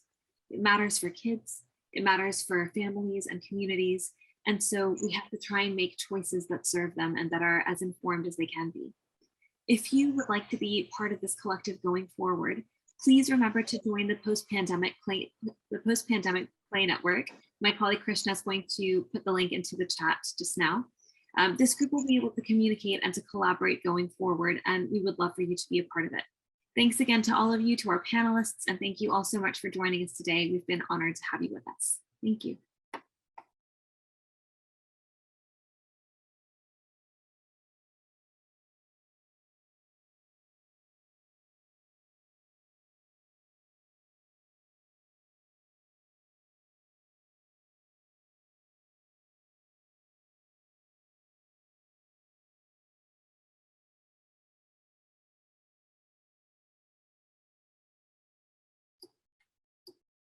Hello and welcome everybody to the Global Symposium on Post-Pandemic Play. My name is Sabila Ibu Alwani, and I am delighted to be convening this symposium. It's been a pleasure to work with a brilliant team of colleagues from institutions around the world to bring you this symposium today, and I'd like to thank them for their hard work in bringing this to fruition. I'd also like to thank the British Association for International and Comparative Education, our funder, as well as Cambridge's Faculty of Education for hosting this event, and Cambridge's Reel and Pedal Centers, UCL's Center for Education and International Development, BRAC University, and Early Start at the University of Wollongong for their support. If you're on social media today, we are sharing and continuing the conversation with the hashtag #postpandemicplay, so do join us in that space as well. We know that over 1.6 billion children have had their learning disrupted by the COVID-19 pandemic. On account of these interruptions to schooling, the global narrative has focused almost exclusively on learning loss. But there are other statistics that matter, other examples of how children's learning experiences have changed. In developing countries, another 140 million children are now projected to be living below the poverty line. More than 1 million children have experienced the death of a caregiver. The globally dominant narrative of learning loss therefore misses other key developmental concerns that have arisen from children's pandemic-related experiences. As The Guardian recently put it, the pandemic has weighed heavily on children, but there are ways to lighten their load. We are here today because we believe that play can help to counter this deficit, loss-based narrative, which has dominated headlines and obscured thinking about how we can help children move forward into this new peri-COVID era. Play is a key element of healthy child development and an incredible vehicle for early learning, whether it's done on its own, with peers, with parents, or teachers. It offers us huge scope as researchers and practitioners to think differently about how we can work with the children in our remit and their families and communities to protect and prioritize well-being alongside learning. I'm therefore incredibly excited to bring you this event, running in 2 parts in order to reach people all over the world so that we can discuss how we put play on the agenda of children and learning post-COVID. Today, we'll hear from a number of experts with backgrounds in both research and practice across 2 separate panels, and you will be able to ask them your questions. We will also have breakout sessions midway, led by our team members, so that you can share with each other the barriers and the opportunities you have encountered working with play. The event and the breakout sessions will be recorded because we want to be able to share the excellent ideas from today's session across multiple platforms after the event for the research and practitioner communities. I'd now like to introduce my co-moderator, Ben Alcott of University College London, to highlight some event protocols before we hand over to our panel. Ben? Thank you, Sibylla. Hello, and thank you for joining us. I'd like to take a moment to run through the event protocols. Please remember to keep your mic off during the panel sessions. We're going to have 2 panels today with a breakout session in between. Our symposium is taking place in English, obviously. However, you are welcome to turn on the transcription function at the bottom of your screen if it would be helpful. While the symposium takes place, we have a very talented visual artist, Julia Hayes, who will be illustrating the content live. We look forward to seeing her illustration at the end of this session. Thank you, Ben. I will now hand over to our first panel of speakers.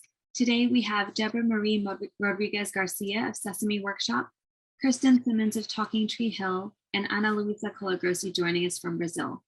Deborah, could I ask you to please introduce yourself briefly? Hello, everyone. I'm Deborah Rodriguez Garcia. I work as an education manager at Sesame Workshop based in the US, and my primary focus is working with refugees and their caregivers and teachers in crisis-affected regions. Thank you so much, Deborah. Kristen, can I ask you to go next and introduce yourself, please?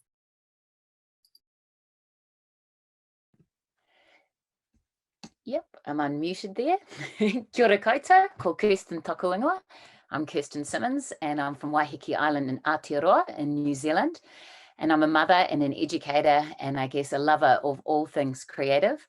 I started as an early childhood teacher, primary school teacher, and then did my master's in education and lots of different research projects around the world and in Aotearoa and in New Zealand. I guess my focus began with my love and respect for the whenua, the land, and the moana, which is the ocean in Aotearoa, as a farm girl. And now my latest project is Talking Tree Hill, which is an outdoor educational facility based here on Waiheke, where we reimagine education by combining the creative arts and nature education to support and nurture mind and body health. We've now launched this as part of this pandemic into an online program that we have started this year. So I'm really excited to be talking to you today. And I guess my biggest thing is to pass on the need to look after Papatuanuku, which is our Mother Earth, rather than having to protect her. If you're hearing the little languages that, change in the kupu, the words that I'm saying, that's because I'm speaking to you in Māori. So I'll do a little bit of that from New Zealand today. It's something else to learn. So thank you for having me here. Thank you so much, Kristen. Ana Luisa, could you please introduce yourself to everybody? Yes, thank you. Hello, everyone. My name is Ana Luisa. I'm a professor and an education specialist consultant. My area is actually Brazil. I live in São Paulo, but I work in different areas in Brazil. And the population is 0 to 6, underprivileged from urban and rural areas. The programmatic focus of my work is interdisciplinary early childhood programming. It's a pleasure to be here. Thank you so much for your introductions, everybody. We are so excited to hear what you have to share with us this evening. Let's go ahead and move into questions. Ben, would you like to start us off? Sure, thanks, Willa. Deborah, our first question is for you, please. You must have made some big changes to adapt your programming in Cox's Bazar in response to COVID. Can you talk a little bit about the information you needed to gather in order to make those big decisions, and whether that adaptability has helped you think about post-COVID planning? Absolutely. The pandemic really shone showcase the importance of contextualizing our approaches for our target audiences. For those that may not be familiar with the context of Cox's Bazar, there's a large refugee population from Myanmar of Rohingya refugees that are based in this part of Bangladesh that don't have access to much in the way of technological access. So while most of the world was switching over to distance learning through the use of ed tech, through the use of Zoom as we're doing today to participate in the symposium, in Cox's Bazar, children were not able to have that same access. There are plenty of government restrictions in place that make access to technology very challenging. And so we really had to focus on contextualizing our approaches to meet the needs and meet what is available for the families in that particular location. We also recognize that whatever content we are developing needed to be appropriate for the families. Not only were they facing a pandemic, which was a global crisis, but they already had a previous crisis that they were dealing with, which is what led to their displacement. And within the camp, there were other additional crises that were unfolding as well, such as large fires that occurred in the actual camp, resulting in many people losing the very few personal possessions that they owned. And so we needed to make sure that we tailored our messaging to be appropriate for the particular needs of the families. And we did that by reaching out and seeing what they wanted and making sure that we used a layered approach to target the audiences in whatever shape or form they could be reached. So not relying on one distribution method, but making sure that we have multiple approaches of delivering these messages and delivering this content to the families so that they could actually receive it in the best way possible.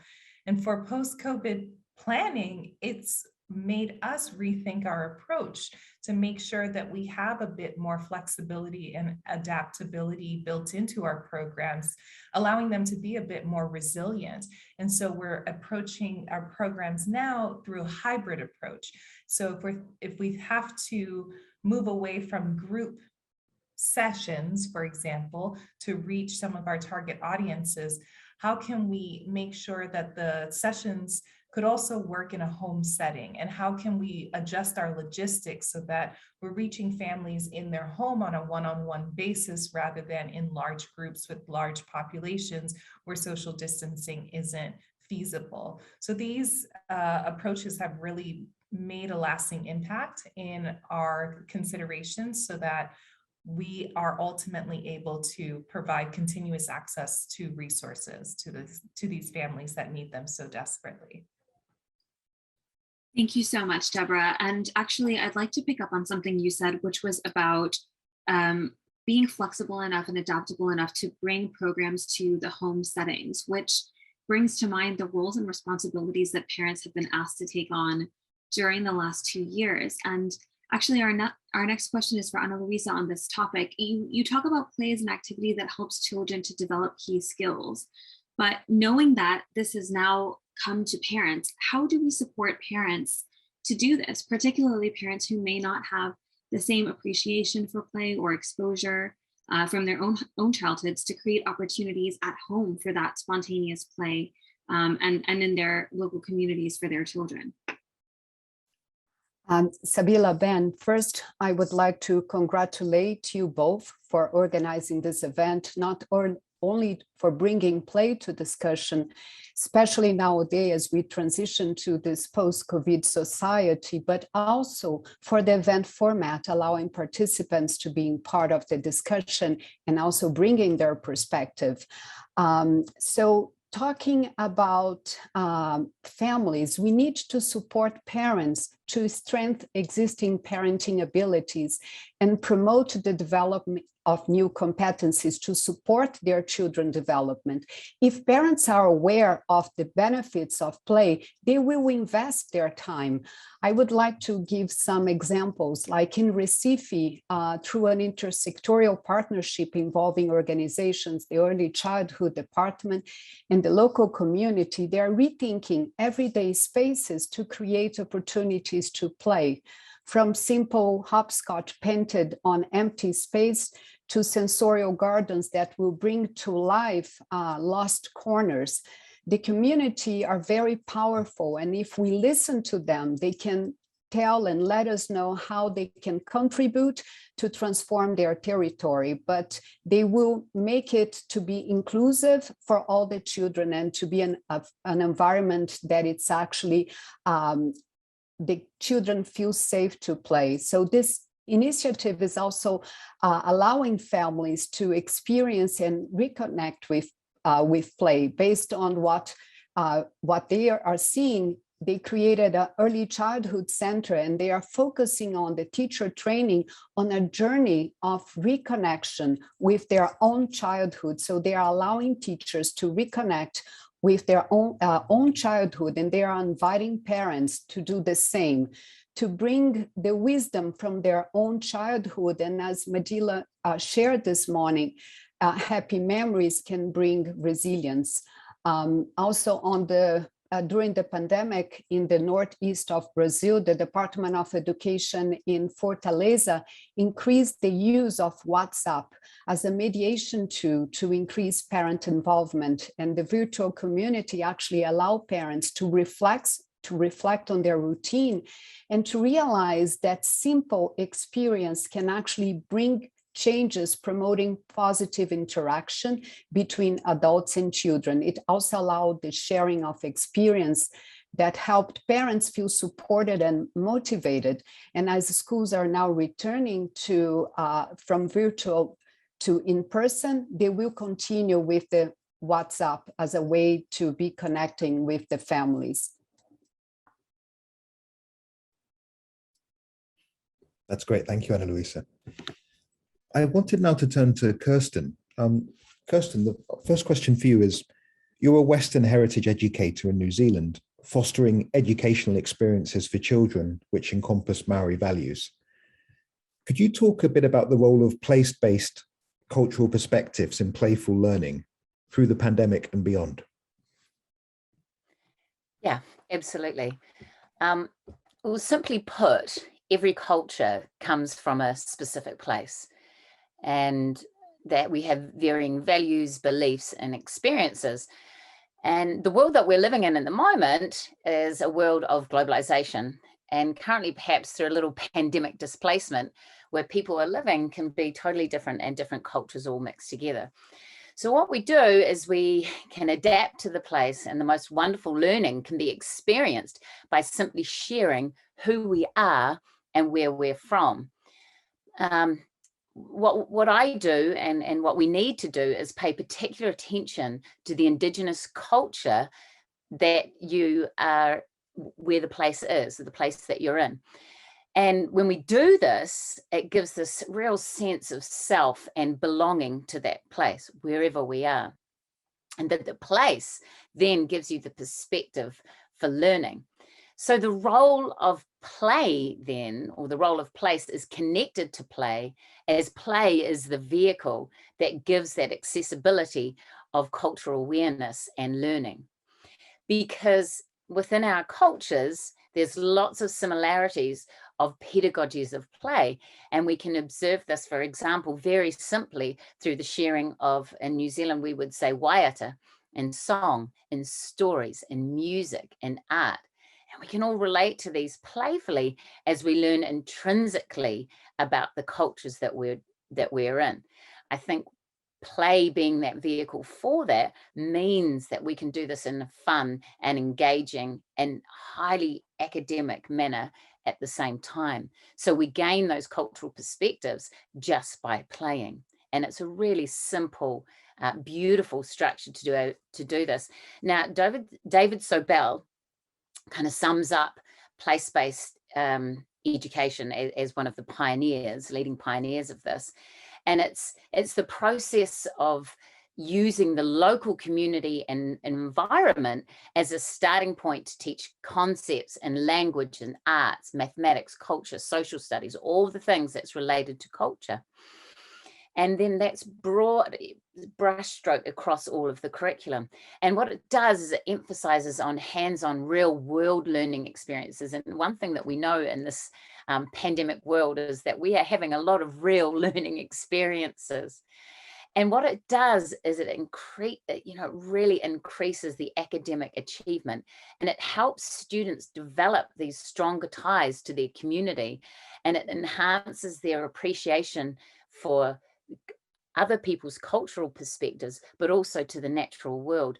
And cultural perspectives are from the natural world.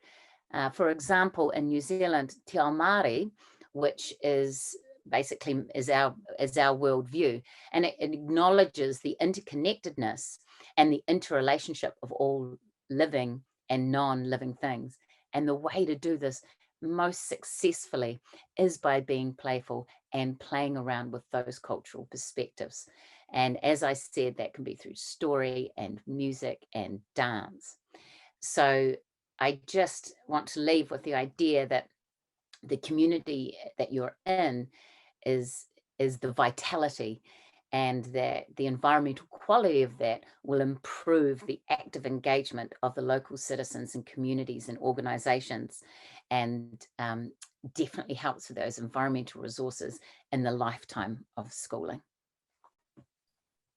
Thank you so much, Kristen. I love what you're saying about play being a vehicle for cultural awareness and being really anchored in place and in identity. And actually, I have a follow-up question for you, Ana Luisa. You work with a lot of very rural communities. I would love to know how you see the role of play as contributing to the identity and skills, as Kristen was explaining, the way that this happens, that are particularly important and localized to those communities and contexts. How does that happen? Is it important? And how is that something that we can encourage as we move into this post-COVID era?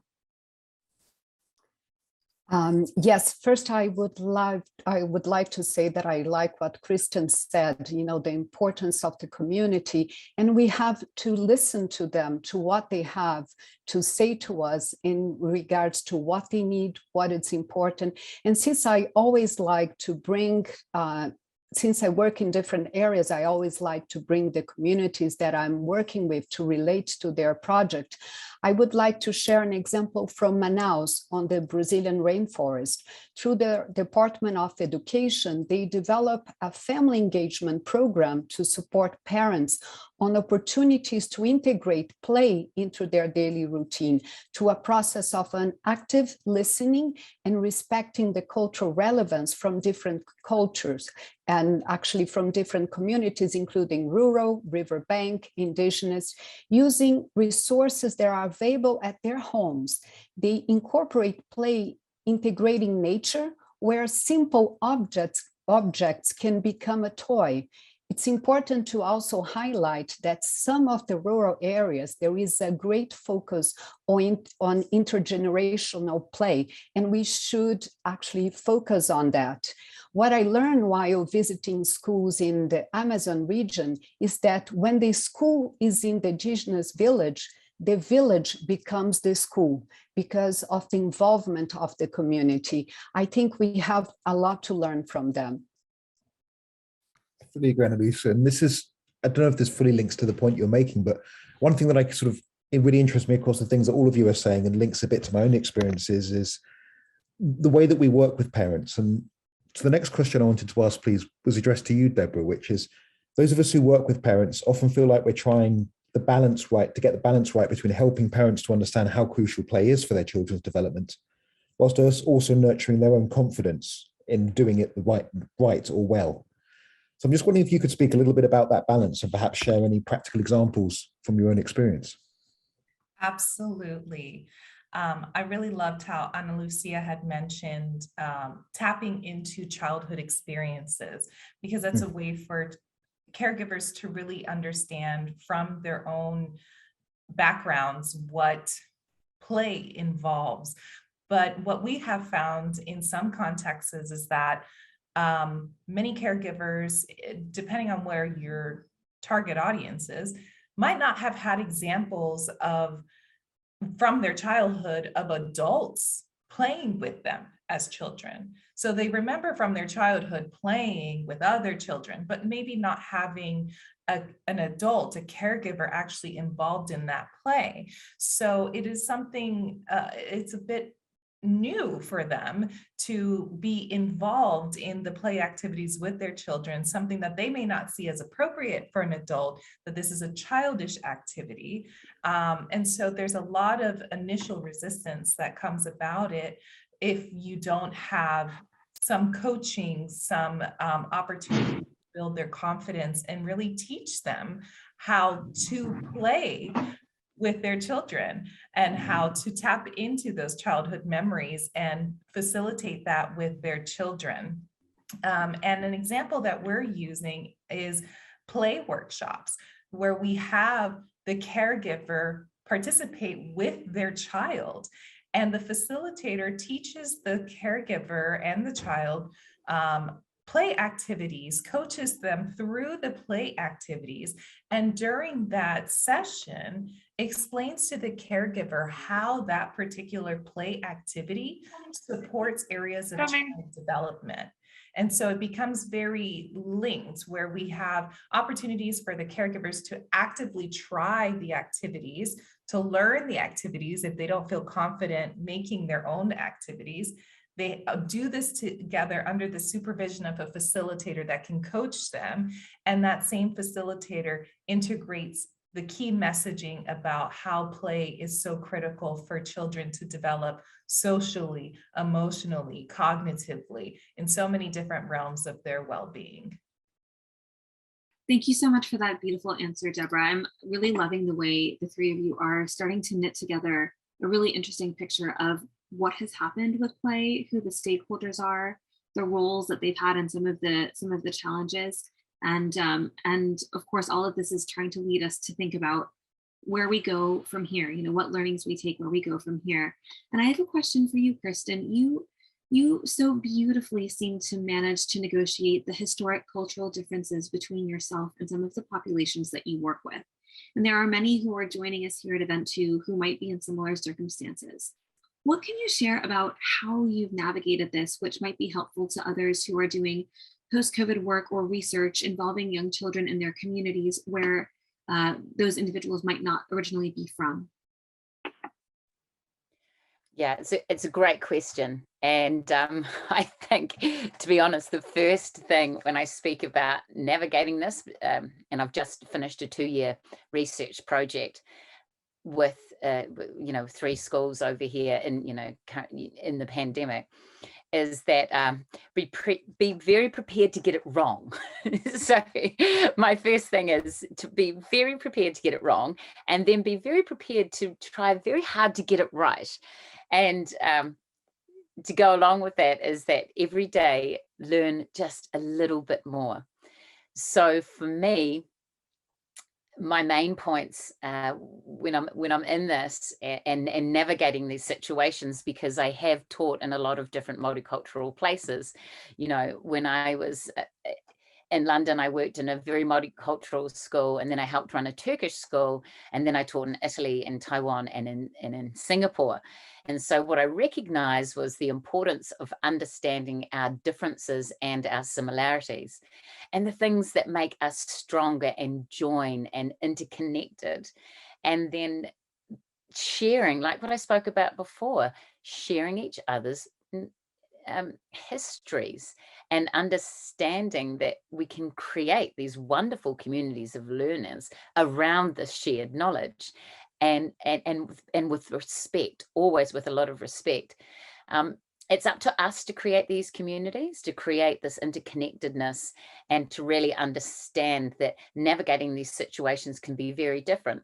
I speak only a little bit of Māori, but what I do is I get help and I get support from people all around me. So I surround myself with the people They're going to help me with this.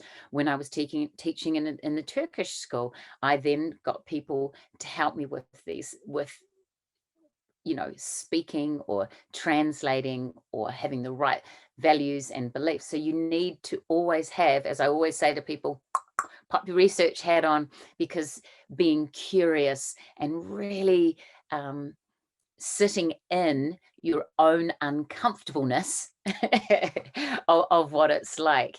You know, I am a white Pakeha woman in New Zealand with a deep love for Te Ao Māori. And I get that because I have a deep connection to the whenua, which came from my past. But I haven't been taught those things through my upbringing. But what I want to be able to do is to be able to support others to be able to do it. So I have to kind of be fearless and step into it. And I guess I have learned that play is so good for this at the same time, because when I was teaching in Italy, I learned the language because the children would very quickly tell me that, no, that's not how you say it. You say it like this. So I learned off them. So for me, I'm always inherently trying to model, you know, inclusivity and equity. So it's up to me and the people around me, and where these individuals might not be from, is to be able to adapt to that cultural perspective of that place-based learning. And then just check back in and laugh. You know, I do a lot of laughter, a lot of games, and a lot of play with people, because it's the best way of making sure that, you know, if you make mistakes, that it's okay. So there's a lot about being curious. There's a lot about being brave, and going back to what I said, be prepared to get it wrong and be okay about that, because some people will be, you know, not so great with you if you say, you know, the language the wrong way, but all you're doing is trying.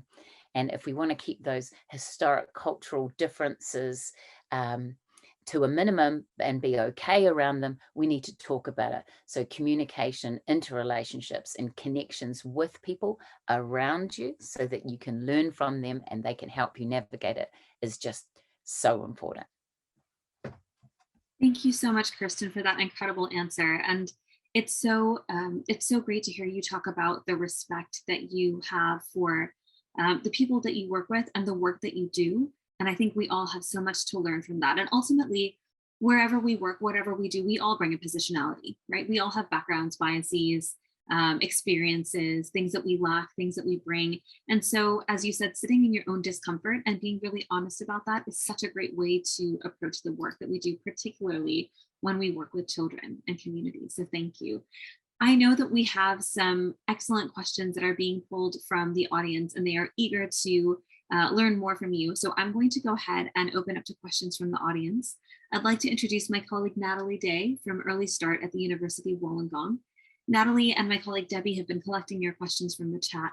Natalie, would you please go ahead and share the questions that have come through? Thanks. Yeah, would love to. Hello, everybody. There are some great questions coming through, and I'm so fortunate to be able to pose them to our panel. The first one stems from Morgan, who's based in Brazil. And she's asked that we know that parents' well-being is directly linked to the economic, social, and political realities in which they are immersed.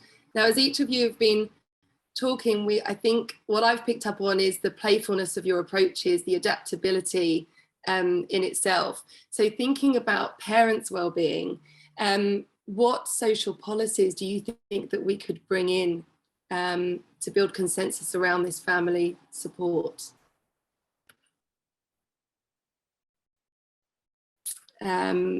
Deborah, would you like to go first, or if any of the other panelists, feel free to jump in. Sure. I'm happy to tackle this one. So in terms of social support and policies, early childhood development is critical. And I know that doesn't directly affect the caregivers, but it does break the cycle of some of the challenges that we see passed on through intergenerational traumas. If children are able to have access to early learning and early childhood development services. The early years of a child's life is so critical for forming their brain cells and who they become. And so it's really important that we integrate as many opportunities as we can from an early stage into that child's learning. And we need caregivers to be involved in that. Caregivers are children's first teachers. And so caregivers need to understand the importance of their role as providers and how they can support their child's development. And lastly, psychosocial services, I think, is also really critical. We've seen an increase of focus in providing mental health access to children and adults, which has been brought to light by the pandemic. We really need to make sure that caregivers, as well as children, understand their emotions, know how to cope with challenging emotions, and are provided with enough services to support their mental well-being. Thank you. I can see Kirsten and Anna Louisa nodding. Yeah, I think I might just jump in here for a second, Natalie, as well. I think there's a really obvious analogy here, which is caregivers need to know how to put their own oxygen mask on first. Okay, early childhood can be very, very stressful for people. And it's knowing, especially if they've had past trauma, that can be played out with and mirrored with the children themselves. So I always go back to that, thinking about their own well-being at the same time, and making sure that we use an analogy here again, that Talking Tree Hill. I like to take things back to the realness of stuff about filling your own bucket. So what is it that we do for parents that helps them fill their bucket with all the kind of good thoughts and emotions and help? We can be in early childhood mode and they're not sleeping. Parents aren't sleeping. They're not getting, they might not be getting their basic needs met. If their basic needs aren't met, they might not have enough food in the house. If those basic needs aren't met, then that's very difficult for the children. So it's really important that those parents get the support from social services, from whoever it is. Doesn't mean it can mean any economic scale of that is what I'm talking about in terms of socioeconomic, but it's really, really important that we see that parents are the first teachers, and that what support do we give them for the basic needs that are met, so the children's basic needs are met. Yeah. Brilliant, thank you so much. I love that. Anna Louisa, sorry. No problem. Just to complement Kristen and Deborah, I think it's really important for us to think intersectorial. So we need to look and see what we can have in terms of help. So we are talking about health, about education. So we need to think about the mother's well-being, who is taking care of the child.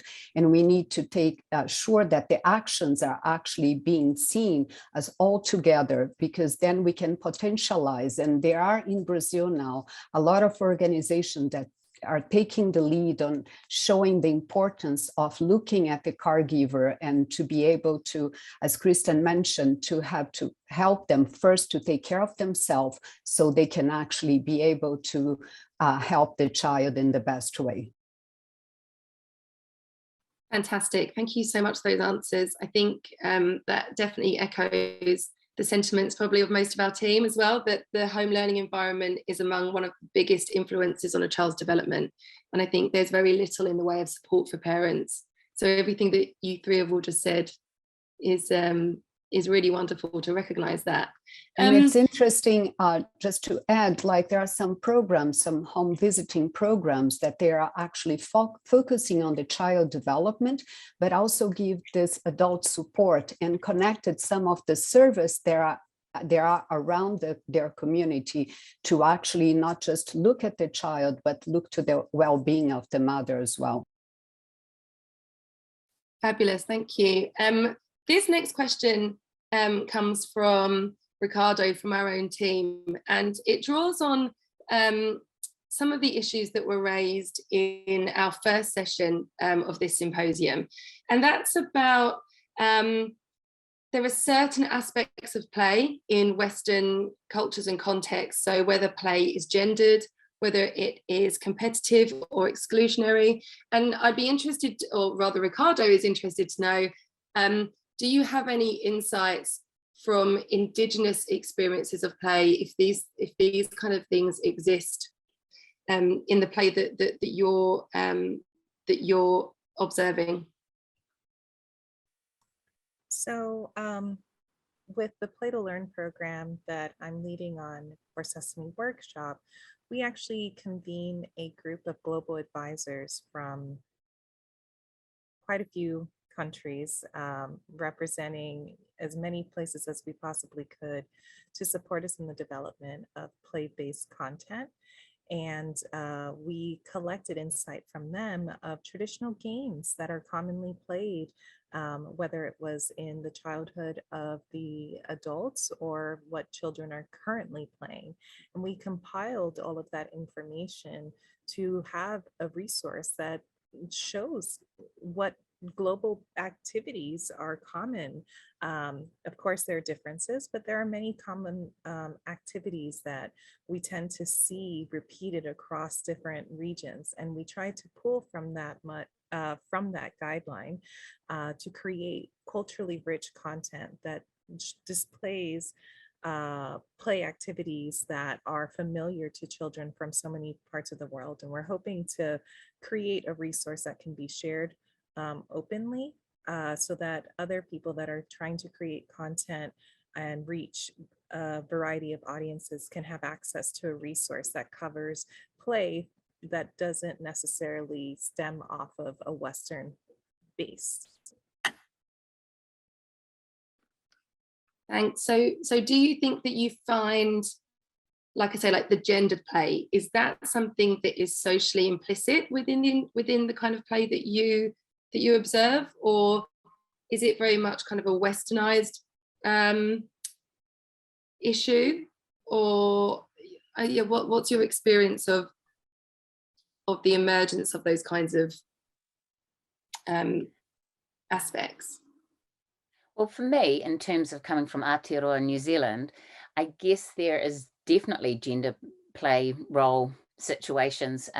If you think about the values and the beliefs of the Māori culture and how, like the protocol on the marae, for example, you know, there is a man who will, you know, or a female who will call you onto the marae. The marae, sorry, by the way, is the particular Māori place in every community where we gather. So, you know, I see that in the play that I see when, you know, if I'm down at Piratahi, which is the local early childhood centre, when I work down there, is that they take on the different roles of what they're seeing, right? So they're mirroring their experiences, their real life experiences into their play. So there are definitely roles within different cultures where the female will do this or the male will do that, and that will naturally play out in what I see with the children. I also think that I'm going to speak specifically about the gender. I think this happens from the home environment as well. So children are always watching, right? So they're always observing and always reflecting back, and you'll see that from what does my mum do? What does my dad do?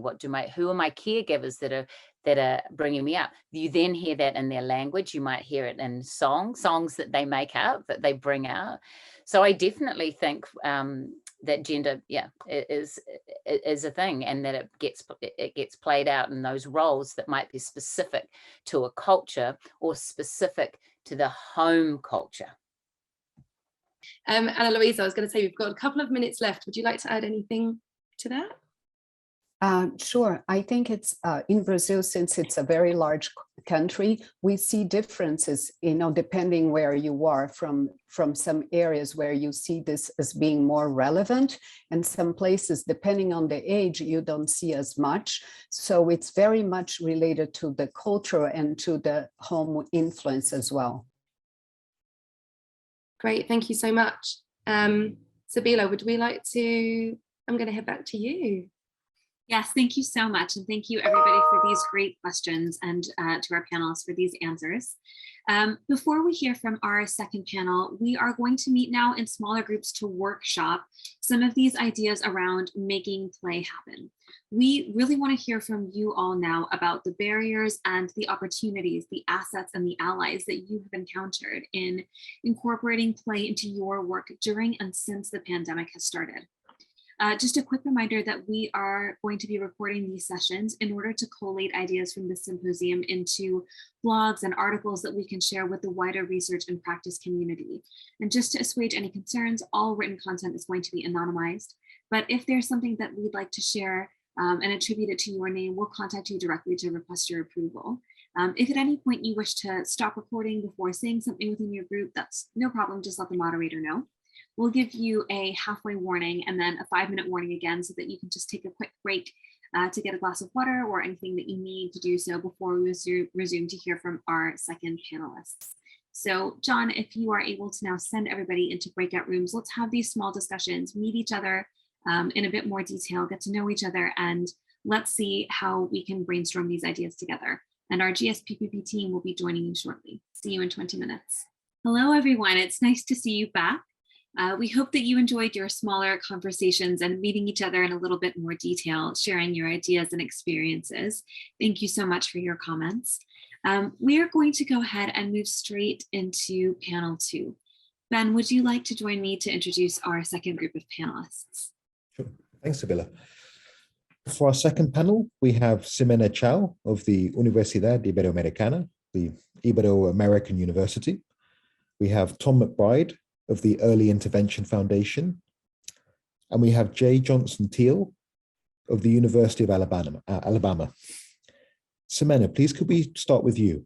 Would you be able, please, to introduce yourself? Sure. Thank you, Ben. Well, thank you very much to everyone for inviting me to this very interesting panel. I am Ximena Chao. I'm a professor at Universidad Iberoamericana, as Ben very well said, at the Department of Education. I'm also the academic director of the International Journal of Emotional Education and Wellbeing. My line of research has to do with teaching and learning processes, and I'm focused in the development of cognitive and social and emotional skills through various pedagogical methodologies. And I'm very happy to be here today. Thank you. Super, thank you, Ximena. Sorry, Ximena, just ever so slightly late, but this is these are sort of a slide of sort of the rundown, but Ximena just talked us through very well. Thank you.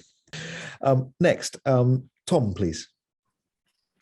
Good evening, everyone, and thanks for inviting me. My name's Tom McBride. I'm the Director of Evidence at an organisation called the Early Intervention Foundation in the UK.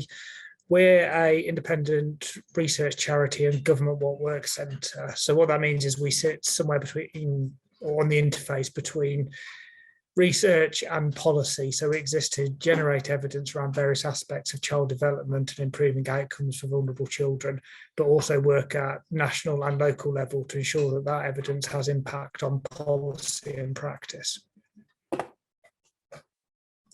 Super, thank you, Tom. Jay. Hi. I'm Jay Johnson Teal, and I am an assistant professor at the University of Alabama in childhood studies. And I work in higher ed with pre-service educators who are getting certified birth through age 5, but also I work with and think about childhood with young children birth to age 5. And then I have really for the perspectives of post-pandemic conference, I've been thinking about virtual constructions of childhood during the pandemic and how play is a part of that. And then overall, I would say my research spanning over time is really about how the children and childhoods get produced politically, socially, culturally, economically at large. So thanks for having me. Our pleasure. Thank you, Jay. So I think now we wanted please to ask each of the panelists a question. So Sibylla, if I could hand over to you, I think the first question is for Tom. That's right. Thank you so much, Ben. Tom, your work at the Early Intervention Foundation focuses on evidence about effective interventions in early childhood. As we find ourselves in this new peri-COVID era where we may not have rigorous evidence for what works yet, how can we apply evidence from what worked before the pandemic to the forward-facing decisions that need to be made now? Yeah, thanks. I mean, it's a really good question. I think one of the things is we really don't fully understand the impact that the pandemic has had on children and young people. There's lots of worrying evidence out there, and I think the UK, given its long history of longitudinal surveys, you might think is in an area that better placed than many to understand what that impact has been. But yeah, it's still very much an emerging picture.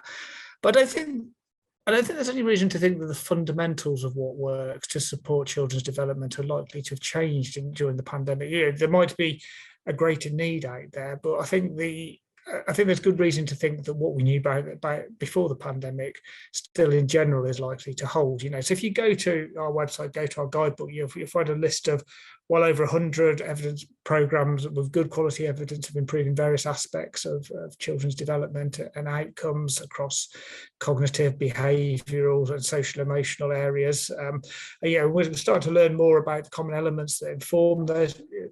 A part of those programs can be applied to general practice, and we've got a number of programs active in that area. So I think, whether we're looking at areas such as delayed speech and language development, whether we're looking at areas such as behaviour or social emotional development, there is a reasonable evidence base we're drawing upon, which is not to say that more research isn't needed or that new interventions and approaches and practices are called for. But I think there is a decent evidence base we're building from, and I don't think, from our perspective, we would think that has fundamentally been undermined by the past 2 years. Thanks, Tom. It's a tricky one because there's some people arguing for continuity, and there's a lot of people presuming that things will never be the same. But it's an interesting perspective. Thank you. Our next question is for Ximena. Ximena, your research with primary students in Mexico has looked at the role of play in the development of socio-emotional learning during COVID. What have you seen that works, and how do you think that should be incorporated into subject-specific learning going forward? Well, as I mentioned before, I am particularly interested in emotional well-being. And I think for everyone here and everyone who's listening, it was pretty clear that the pandemic, it was sort of a critical incident or traumatic event even that bring about an unbalancing of the emotional well-being. So what we noticed in a huge survey that we conducted, almost 140,000 students from K-12 education, was that those schools, those teachers that introduced play in their classrooms, in their Zoom or remote classrooms, had a better perception in terms of their emotional well-being. I think play not only help to carry on with the academic load, which for most teachers and most students was already stressful because of so many months of lockdown. At least in Mexico, we were out of schools for about a year and a half or more. So play not only helped to reconcile this distant remote learning with the school content, but it favored mostly in terms of keeping students engaged socially among them, creating a sense of group, but also engaged with school, interested in what was going on at school in terms of subjects conduct. And I think for teachers as well was very important, and also a well-being tool to introduce play, all sorts of play. I'm not just saying play as free play or organized play, but also as brain break play. As we have different sort of plays that were introduced, different sorts of games that were introduced during this remote learning experience. And as we return to schools, which is not far yet, we have almost like 7 months or 6 months that we have returned in presence in school. Play has also played a wonderful role in creating a sense of belonging into school and to reducing stress in terms of also reducing fear of coming back into socializing in schools. It's been helpful to use play to learn, for example, the healthy measures that we have to keep as we return to schools, but also as to, retake or restart schooling, as schooling is or was usually before the pandemic in terms of social integration. So I think play has been a wonderful tool for not only, as I said, keep students engaged with school content, but particularly and mostly for balancing well-being throughout the pandemic. And I'm hoping that we are clear now about the importance of these sort of pedagogical strategies that involve play for the future, for working on and keeping on with emotional well-being in schools. Ximena, thank you so much for highlighting and reminding us that play comes in so many different forms and that it helps to reduce stress and enhance belonging, and why this was particularly important for children in their return to school, as many returned to school in the last 6 or 8 months. I think this is such a beautiful articulation of what value play can bring. But let's actually think about the other side of the coin for a moment. And I have a question for you, Jay, about this. Your research focuses on the way that children's play lives have been constructed virtually by other people during the pandemic. Can you tell us about what this really means and the effects that this might have had on how children have played and whether those effects might linger? What do parents and teachers need to know about this? Yeah, so I went to social media when we were in lockdown, and I was like, well, what are children doing? Because I didn't have access to young people at that time. We weren't allowed to go into those spaces, right? And most of those spaces were absent of children anyway, because they were at home, right?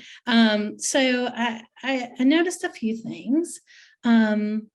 As far as the ways in which adults were positioning and constructing children, they would construct things in a way of like they were worried, right? There was like this worry of they were missing out on something all the time, or they're not getting to do the kinds of things that we think that they should be doing. So for me, that kind of goes back to this idea that as adults, we often seem to worry about children in childhoods because rather than think about their perspective, we're kind of always trying to measure them in relationship to adulthood, right? And so that becomes kind of one of the things that I was seeing. But with the things that people were putting up and sharing, what we've always known to be true, it kind of unfolded for me, and that children, when given access to time, space, materials, are going to play, sanctioned or not. They're going to find ways to do that, regardless of where that is. And so you would see, I know a lot of people saw, there was a clip that went around with two young twins doing rough and tumble play, and their parents had caught it on a camera, and they were like, go away, germs, go away, right? And they were doing this little rough and tumble thing. My own niece was building like little hospitals for her animals, stuffed animals, and that sort of thing. So and they were still playing, a lot of play, and they were doing what we always consider, like what my field considers remixing. So putting that, like, really trying to make sense of what's happening in the world through their play acts, right? So these ideas of, like, you did see them put masks on their animals or their figures and that sort of thing. And then also I would say that in the worry, right, that parents, caregivers, school, whatever we're having, that actually children were getting to play probably more than they were a lot of times during their school days, because of the way schools get structured so often, which I find very interesting.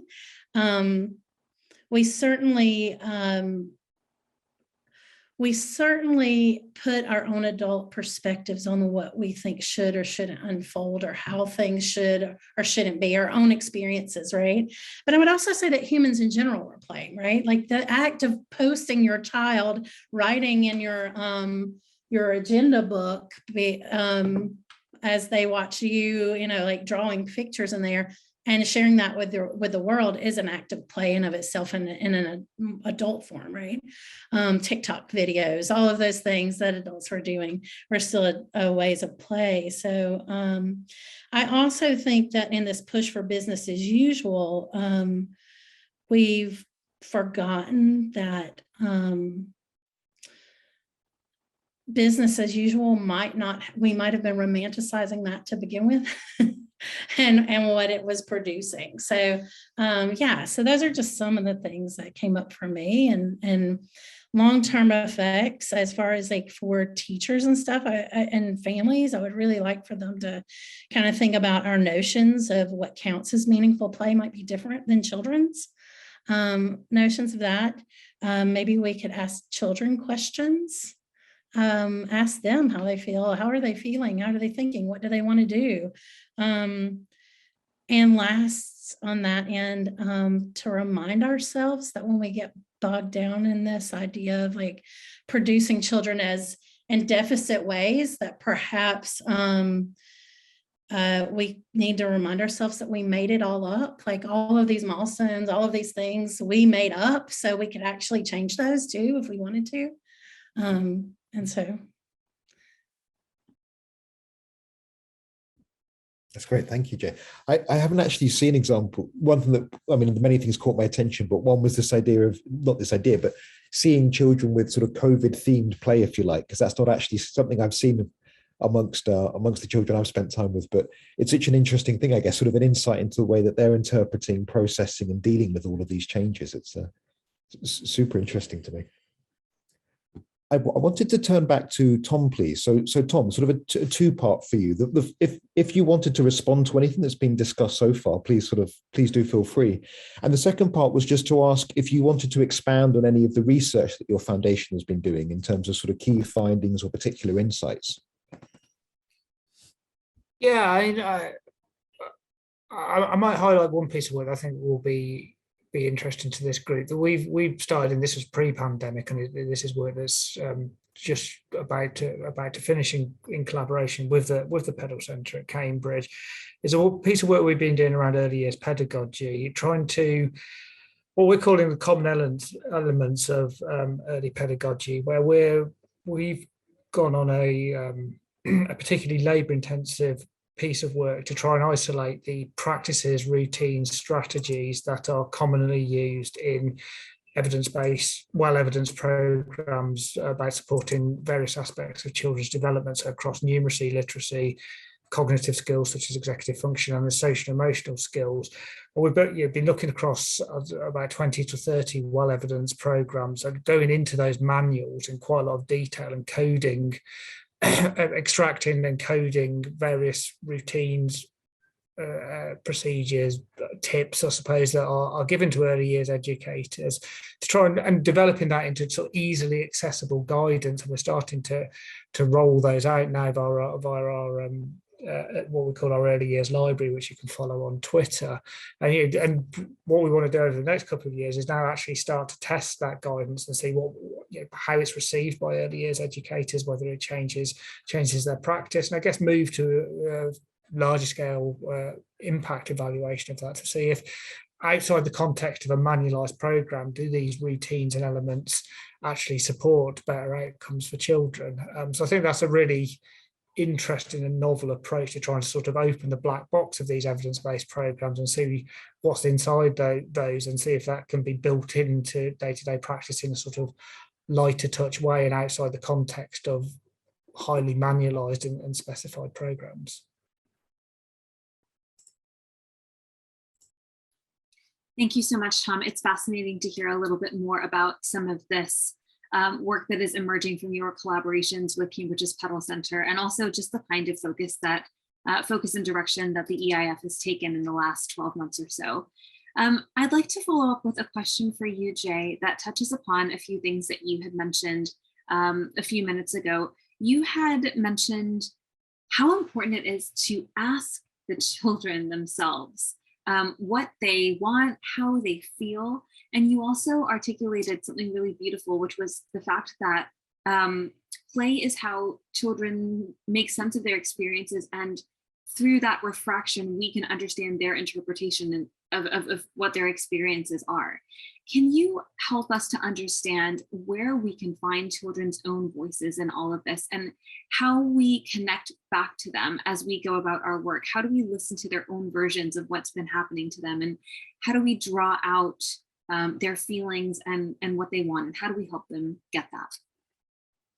Yeah, this is a great question. And it's actually my personal next steps as far as my research is concerned. I've partnering with a children's program here at the University of Alabama, and really kind of just trying to see how children are incorporating these things into their own play lives, and then really talking to them about that and getting their stories rather than their parents' version of that or their teacher's version of that story, right? And just really having discussions with them about how do they feel about things. I think one of the things I've noticed is that when you talk to someone like teachers, and certainly, and this is not to disparage what they're doing or their thinking. I completely understand where they're coming from. So like when they were talking about how they, at one point we had to take out like materials, so they couldn't have fabrics in the classroom, and so they couldn't have blankets. And they noticed that there were children who were getting the foam things that they could still use because they could wipe down and putting them on them and say, we're covering up. And they were so distraught about this. They were like, oh my gosh, they don't have the blankets and it's just so horrible. And I said, well, maybe we talk to them. Maybe they're just working that out. And really it was just a playful act that they were engaged in, right? Like they were just playing and pretending and doing this thing where they were like, hey, we don't have those blankets, so let's make our own blankets with these other things.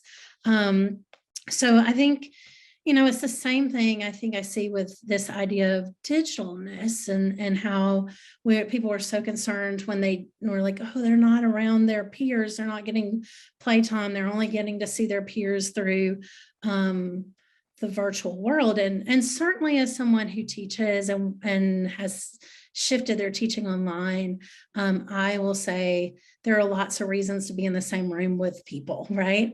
But I also know that even way before the pandemic, my niece would take her parents' phone and they would call us, and we'd have play dates where she would go and take us on the phone, sit us down, and she would play and tell us what to do, right? So we weren't virtually in the room with her.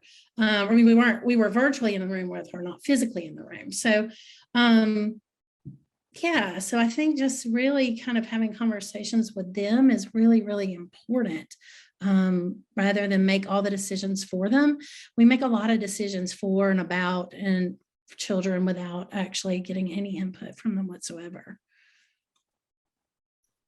Thank you so much, Dave, for that really forthright answer. And I love when you all mention children that you actually know, because I think it really brings to life some of the things that we're talking about. We're talking about real kids in real communities, people's nieces, people's kids, grandkids. And so it's really nice to hear those stories. Tom and Ximena, I'm going to ask you to also respond to this question from your perspectives, because your work and your roles are very different. How in your work do you see the pathway to getting back to listening to children and incorporating their voices and their perspectives as we think about socio-emotional well-being and rebalancing coming out of COVID?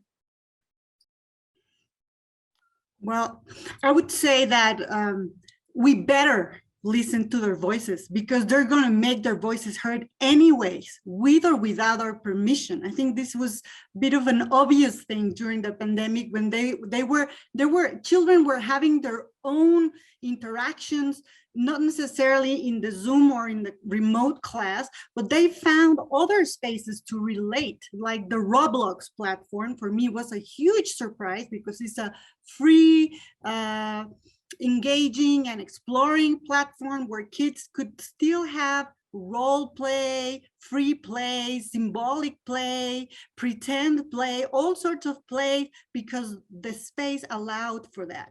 So I think we better open those listening spaces. We better join their conversation.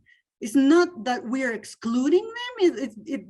It's they are in their natural pathway to development, their social and emotional well-being, as well as their understanding of the world. So I think we as an adult should adopt a more humble position and join their conversation, because it's their conversation, and they're finding their spaces to build up that conversation. So we should be the ones thinking how to join that conversation. How can we as an adult become part of their discovery of themselves, but also of the world?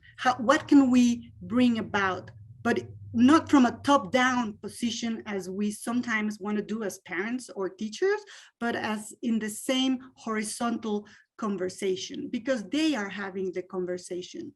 And I think we should be very interested in joining, so not only to teach them or guide them, but also to learn from them. Yeah, I very much agree with everything that's been said on this. I think this is something that's becoming increasingly a focus across. We're not an early year specific charity. We cover conception right through to early adulthood, and across that space, what you're seeing is the idea of co-design and co-construction becoming much more common across. And I think this was. Probably the pandemic is exacerbating a trend that was already starting pre-pandemic, the idea that we shouldn't be doing things to children, but that we should be doing them with children, that we should be finding ways to meaningfully engage with children and young people, listen to their perspective and views. And I think there's just a lot of more work needs to be done in thinking, what can that meaningful co-construction and co-design look like? What space is there to bring in children, young people's voices alongside researchers, practitioners, and other stakeholders in a genuinely engaging and thoughtful way, and not in a tokenistic way, I suppose. So I think there is a lot of momentum behind this. I think it's a good thing, but I think there's still quite a lot of work to be done in what that looks like and how that can be done well, I suppose. Thank you, Tom. And I think, this word momentum that you've mentioned is really important. And what we're trying to do here today is to really help to build that momentum and try and bring together people who can be a global community around some of these ideas and some of these actions. And I know that there are a number of people in our audience who are eager to ask you all questions that touch on the various things that you've mentioned. So let's go ahead and open up to questions from the audience again. Natalie, can you go ahead and share the questions that have started coming through if you're ready? Yeah, thank you. The first one comes from Susie, and I think this was aimed at Ximena when you were talking about the different ways that you've incorporated play. And the question is, when you talk about play, do you mean playful teacher-led activities or child-led play, or a mixture? So really, what are the, I guess from a very practical perspectives, what were the play, what were the types of play that you embedded, and what were the outcomes of that? Well, I think when we talk about introducing play in learning, what we're talking about, first of all, is to create a safe space where even if there are rules and explicit goals, purposes, I'm allowed to experiment, to make mistakes. I can afford to make mistakes and learn from those mistakes. That's the most important, because play should be a ground for cultivating growth mindset. If it's not, if there's going to be some sort of teacher grading or something like that, then it's not play. And also play can be defined, any sort of introduction of play into the classroom, as a place for engagement, for participating, but in an enjoyable way, in an entertaining even way. It doesn't have to be silly, as I mentioned before. It has to be something that actually activates your curiosity. You're willing to be there, that makes you wonder, think, and create about while joining this playful space, let's call it. So what kind of play do we see there? And answering your question, it's a mixture.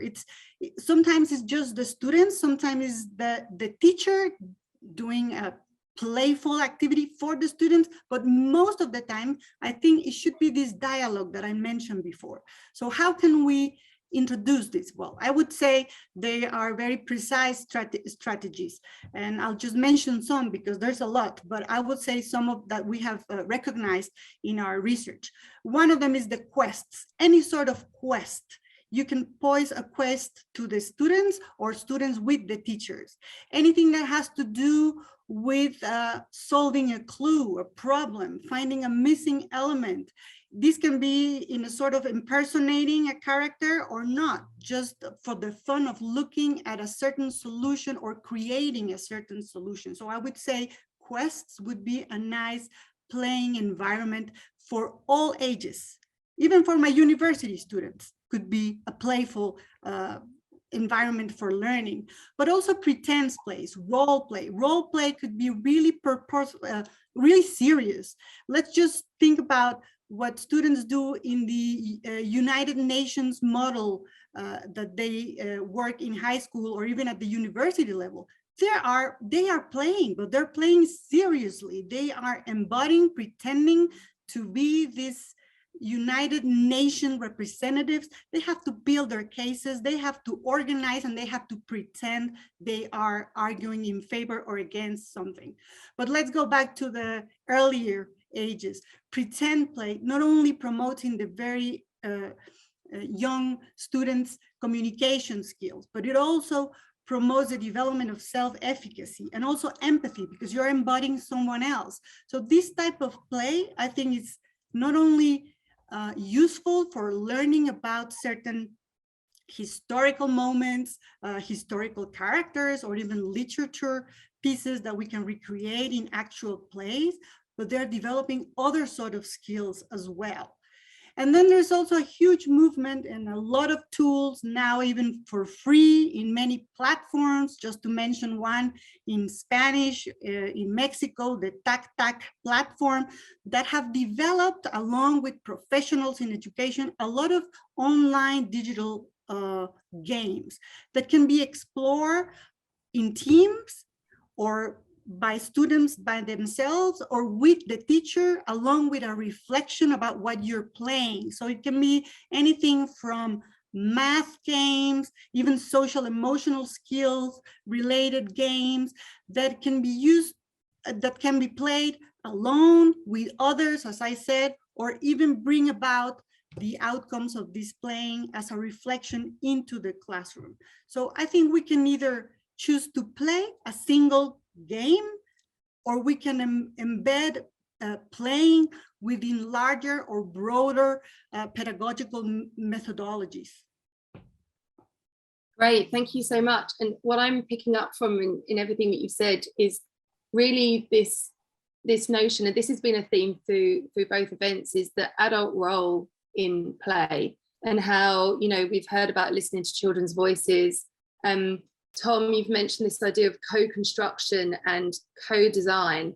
And what I'm interested in, I suppose, Tom, specifically, is how do we converge and marry these two spaces between tried and tested programs that may potentially not kind of nurture and echo a child's voice, and moving forward with this, you know, from the audience, this very real idea of we need to listen to the children.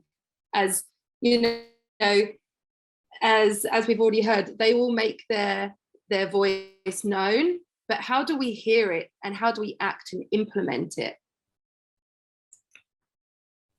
Yeah, I mean, I don't think I've got the answer to the second part of that question. I think that, you know, that's very much an emerging field of how we do this well and how we do this in a meaningful way. And I've seen good, you know, examples that seem like meaningful engagement to me and done well, but I think there's a lot more work needs to be done by this, and yeah, there's people much more expert in this than me on how we do it. I mean, I do think sometimes there might be a bit of a sort of false dichotomy set up between the idea that there's these evidence-based programs out there, and then there's co-constructed or co-designed thing. If you look into the history of a lot of the most successful evidence-based programs, they will have often had quite extensive kind of observation, consultation with parents and children embedded in them.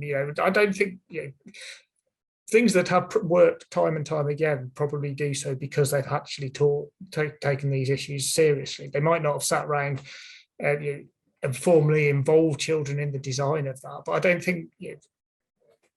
I think there's a case to be said, if something works, that it's probably been taken either implicitly or explicitly children's preferences, dispositions, and so on seriously in the design of that. So, I don't think we want to create this sort of false distinction between these evidence-based programs and then there's co-design. But I think as the field moves forward, I think what we want to do is formalize that approach to engaging diverse perspectives and children and young people's perspectives in that design. I think that's what I'm interested in. Great, thank you so much. And we've got a question from Lynette, part of our GSPPP team. And she says, how might we respond to educators, parents and caregivers who are still apprehensive about allowing children to interact with others through play because of ongoing fear of COVID? Who would like to start us with that? Well, I mean, I guess I'll just say they're going to do it anyway. I mean, they're going to find, the Jurassic Park, the movie has that famous line that life finds a way.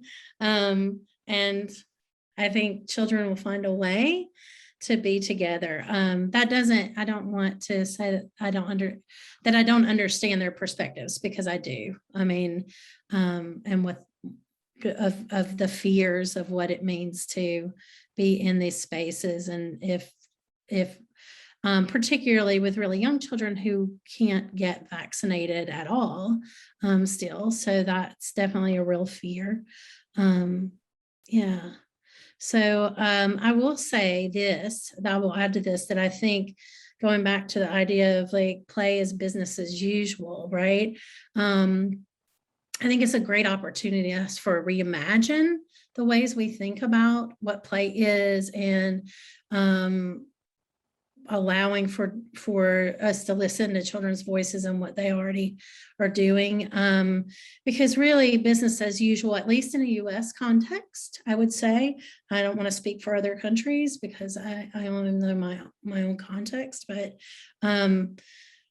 there wasn't a lot of play. Play, if it was there, it was often neoliberalized. So it was sold in boxes and told this is the only way you can do it, and you have to do it in this way with this curriculum. Or play was engaged in this future-oriented subjects, creating these bodies that you weren't playing just for the sake of life and living, but that you were playing so you could become something else, right? That typically connects to like becoming an economic subject in some way.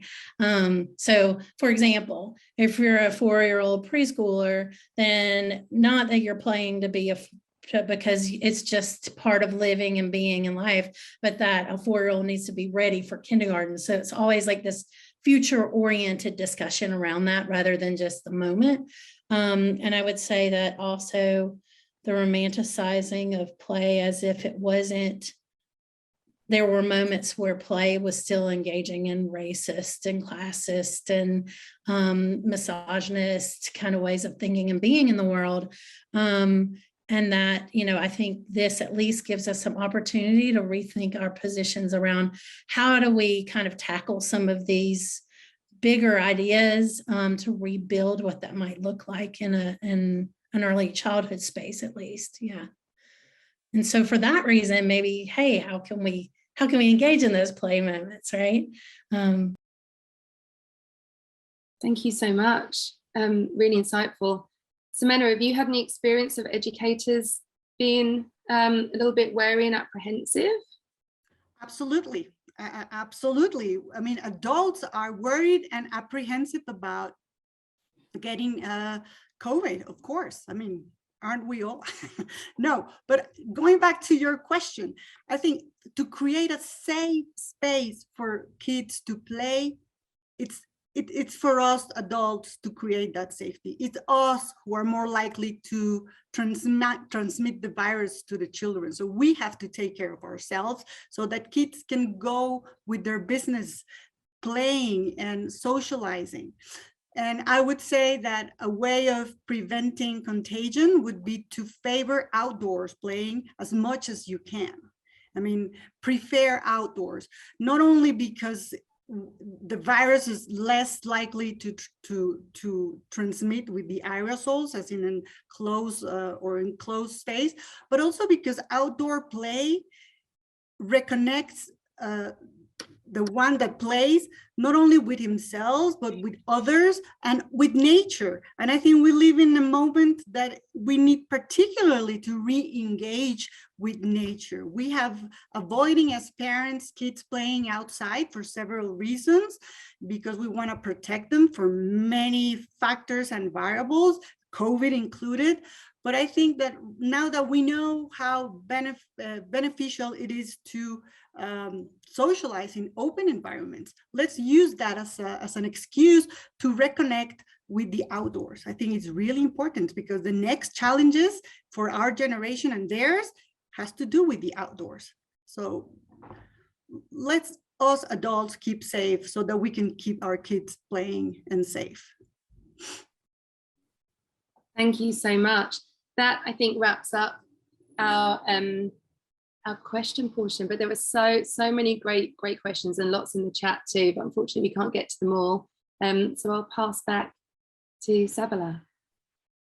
Thanks so much, Natalie, and thank you everyone for these insightful answers. There are so many pain points, there are so many challenges that you've kind of mentioned and highlighted, and it's important to remember that the path isn't always smooth.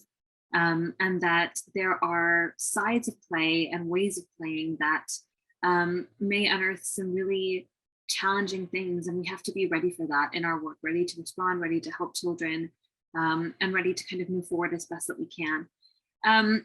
At this point, I would like to welcome a colleague of mine, Krishna Kulkarni from Cambridge, to introduce our very special illustrator. Krishna, go ahead, please.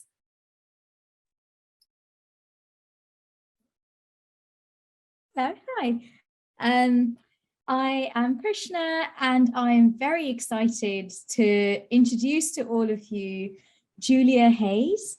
Dr. Julia Hayes has his recent doctorate from the University of Cambridge at the Faculty of Education. She's passionate about ensuring research and making sure that conversations are accessible for all. We're very lucky to have her join us for the first event as well as this one. And she's been creating some fantastic illustrations for us and really bringing our conversations to life. So Julia, if you could share what you've got for us today for this session, that would be great. I can. Thanks very much, Krishna. Thanks everybody for your amazing ideas. It's been fantastic. And so while you've been talking, I've been listening, taking notes. So what I'm going to show you is where I'm up to so far, but ultimately I'm going to draw a picture of everything that was said today. But we're going to begin with the first main thing that I graphicked today, and that was the first panel meeting that we had. And so there we really got to talk about community and this idea, such beautiful things said like poetry. So when the school is in the village becomes a school. And this idea about with Indigenous knowledge, then play is a vehicle that gives culture and place-based learning, that we can, that by its very nature, connecting people with nature and also connecting with their communities as a resource to draw on. And if we're to listen to what communities need and suggest for solutions, then we're more likely to see sustainable things that can make a difference for children. And that includes listening to children, which will be a big feature in one of the other sections. And then that idea about rethinking the everyday lost corners. I love that idea. On the one hand, we're talking kind of Indigenous knowledge where I've thought more about rural, but also we're looking at urban spaces. Now, I just thought, Sabila, we got a time just for me to quick show them earlier. Is that okay? Yes, absolutely. Okay, so just very, very quickly, this is what we discussed this morning or last night, depending on your time. So this morning in the post-pandemic, if you see the top left, they were talking there about what does it mean to play, allowing children to define play for themselves. And it's all about relationships and intergenerational relationships. So many synergies there between this idea about intergenerational, Indigenous knowledge and community. Also, in terms of barriers, they came up with the idea of how do you make online playful. So it's so interesting to hear about some of the ways that's been done today. This is fantastic. And that there wasn't space to play and very little access. And then we thought about, so what are the opportunities, like what are things that could help? And so just like you have all been saying, this focus on outdoor spaces. Let's use outdoor spaces. Let's make them part of what happens and transform those areas into play spaces. So again, similar to what you've been saying. And back to that community collaboration, the intergenerational knowledge sharing games that were from previous generations with current, and building local networks for programs to really make sure that it captures everything that is already existing in that community.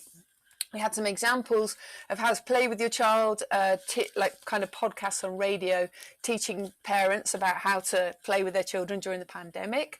And this idea about what teacher skills do you need, so the curiosity aspects of it, what would happen if, and this idea about creating joyful memories where children know there's no right answer. And similarly with parents, that they can use what they have, they've got to have special resources. Parents already have many of the skills they need and the resources in order for us to help play. So I will be doing similar, although with the themes you talked about today, create a beautiful poster, and you will each have a copy of that and also the previous one as well. So thank you very much. It's been a privilege to listen to you today. Thank you so much for sharing these incredible illustrations, Julia. We are so delighted that you've been able to join both Event 1 and Event 2 and help us to pull out some of these key ideas and to showcase them in this amazing way. We will be sharing the final versions of Julia's artwork with you in our follow-up emails over the coming days, so do look out for it. At this stage, I'd like to say thank you once again to all of our esteemed panelists for their contributions. We have been incredibly honored to run not just one, but 2 symposia today to discuss how play can be used in our work to help children transition to this new peri-COVID era. And I'm happy to say that you've joined us from all over the world, many countries, many time zones, many sectors, many facets and elements of education and working with children to learn from each other. And we've been so delighted to bring you all together today. I will say that while the focus of our conversation today has been about the COVID-19 pandemic and where we go from here, the current headlines remind us yet again of the suffering of many children and families due to conflicts and emergencies around the world. The collective power in this room today is a reminder that what we do matters. It matters for kids, it matters for families and communities, and so we have to try our best to make choices that serve them. If you'd like to be a part of this collective going forward, please remember to join the Post-Pandemic Play Network. This group will be a collaborative that will be able to communicate and work together going forward, and we would love for you to be a part of it. And my colleague Krishna will just be popping the link through into the chat for you to sign up to join the PPPN. And if you are able to have a look on social, we've been extending the chatter under the hashtag post-pandemic-play. So you'll find a lot of the images, a lot of the quotes, a lot of the sort of inspirational elements of the conversation echoed there tonight in the social space. Thank you all for joining us there, and thank you for your comments. And lastly, thank you all so much for joining us today. We've been so honored to have you with us, and we look forward to carrying this conversation on as we go forward. Thank you so much.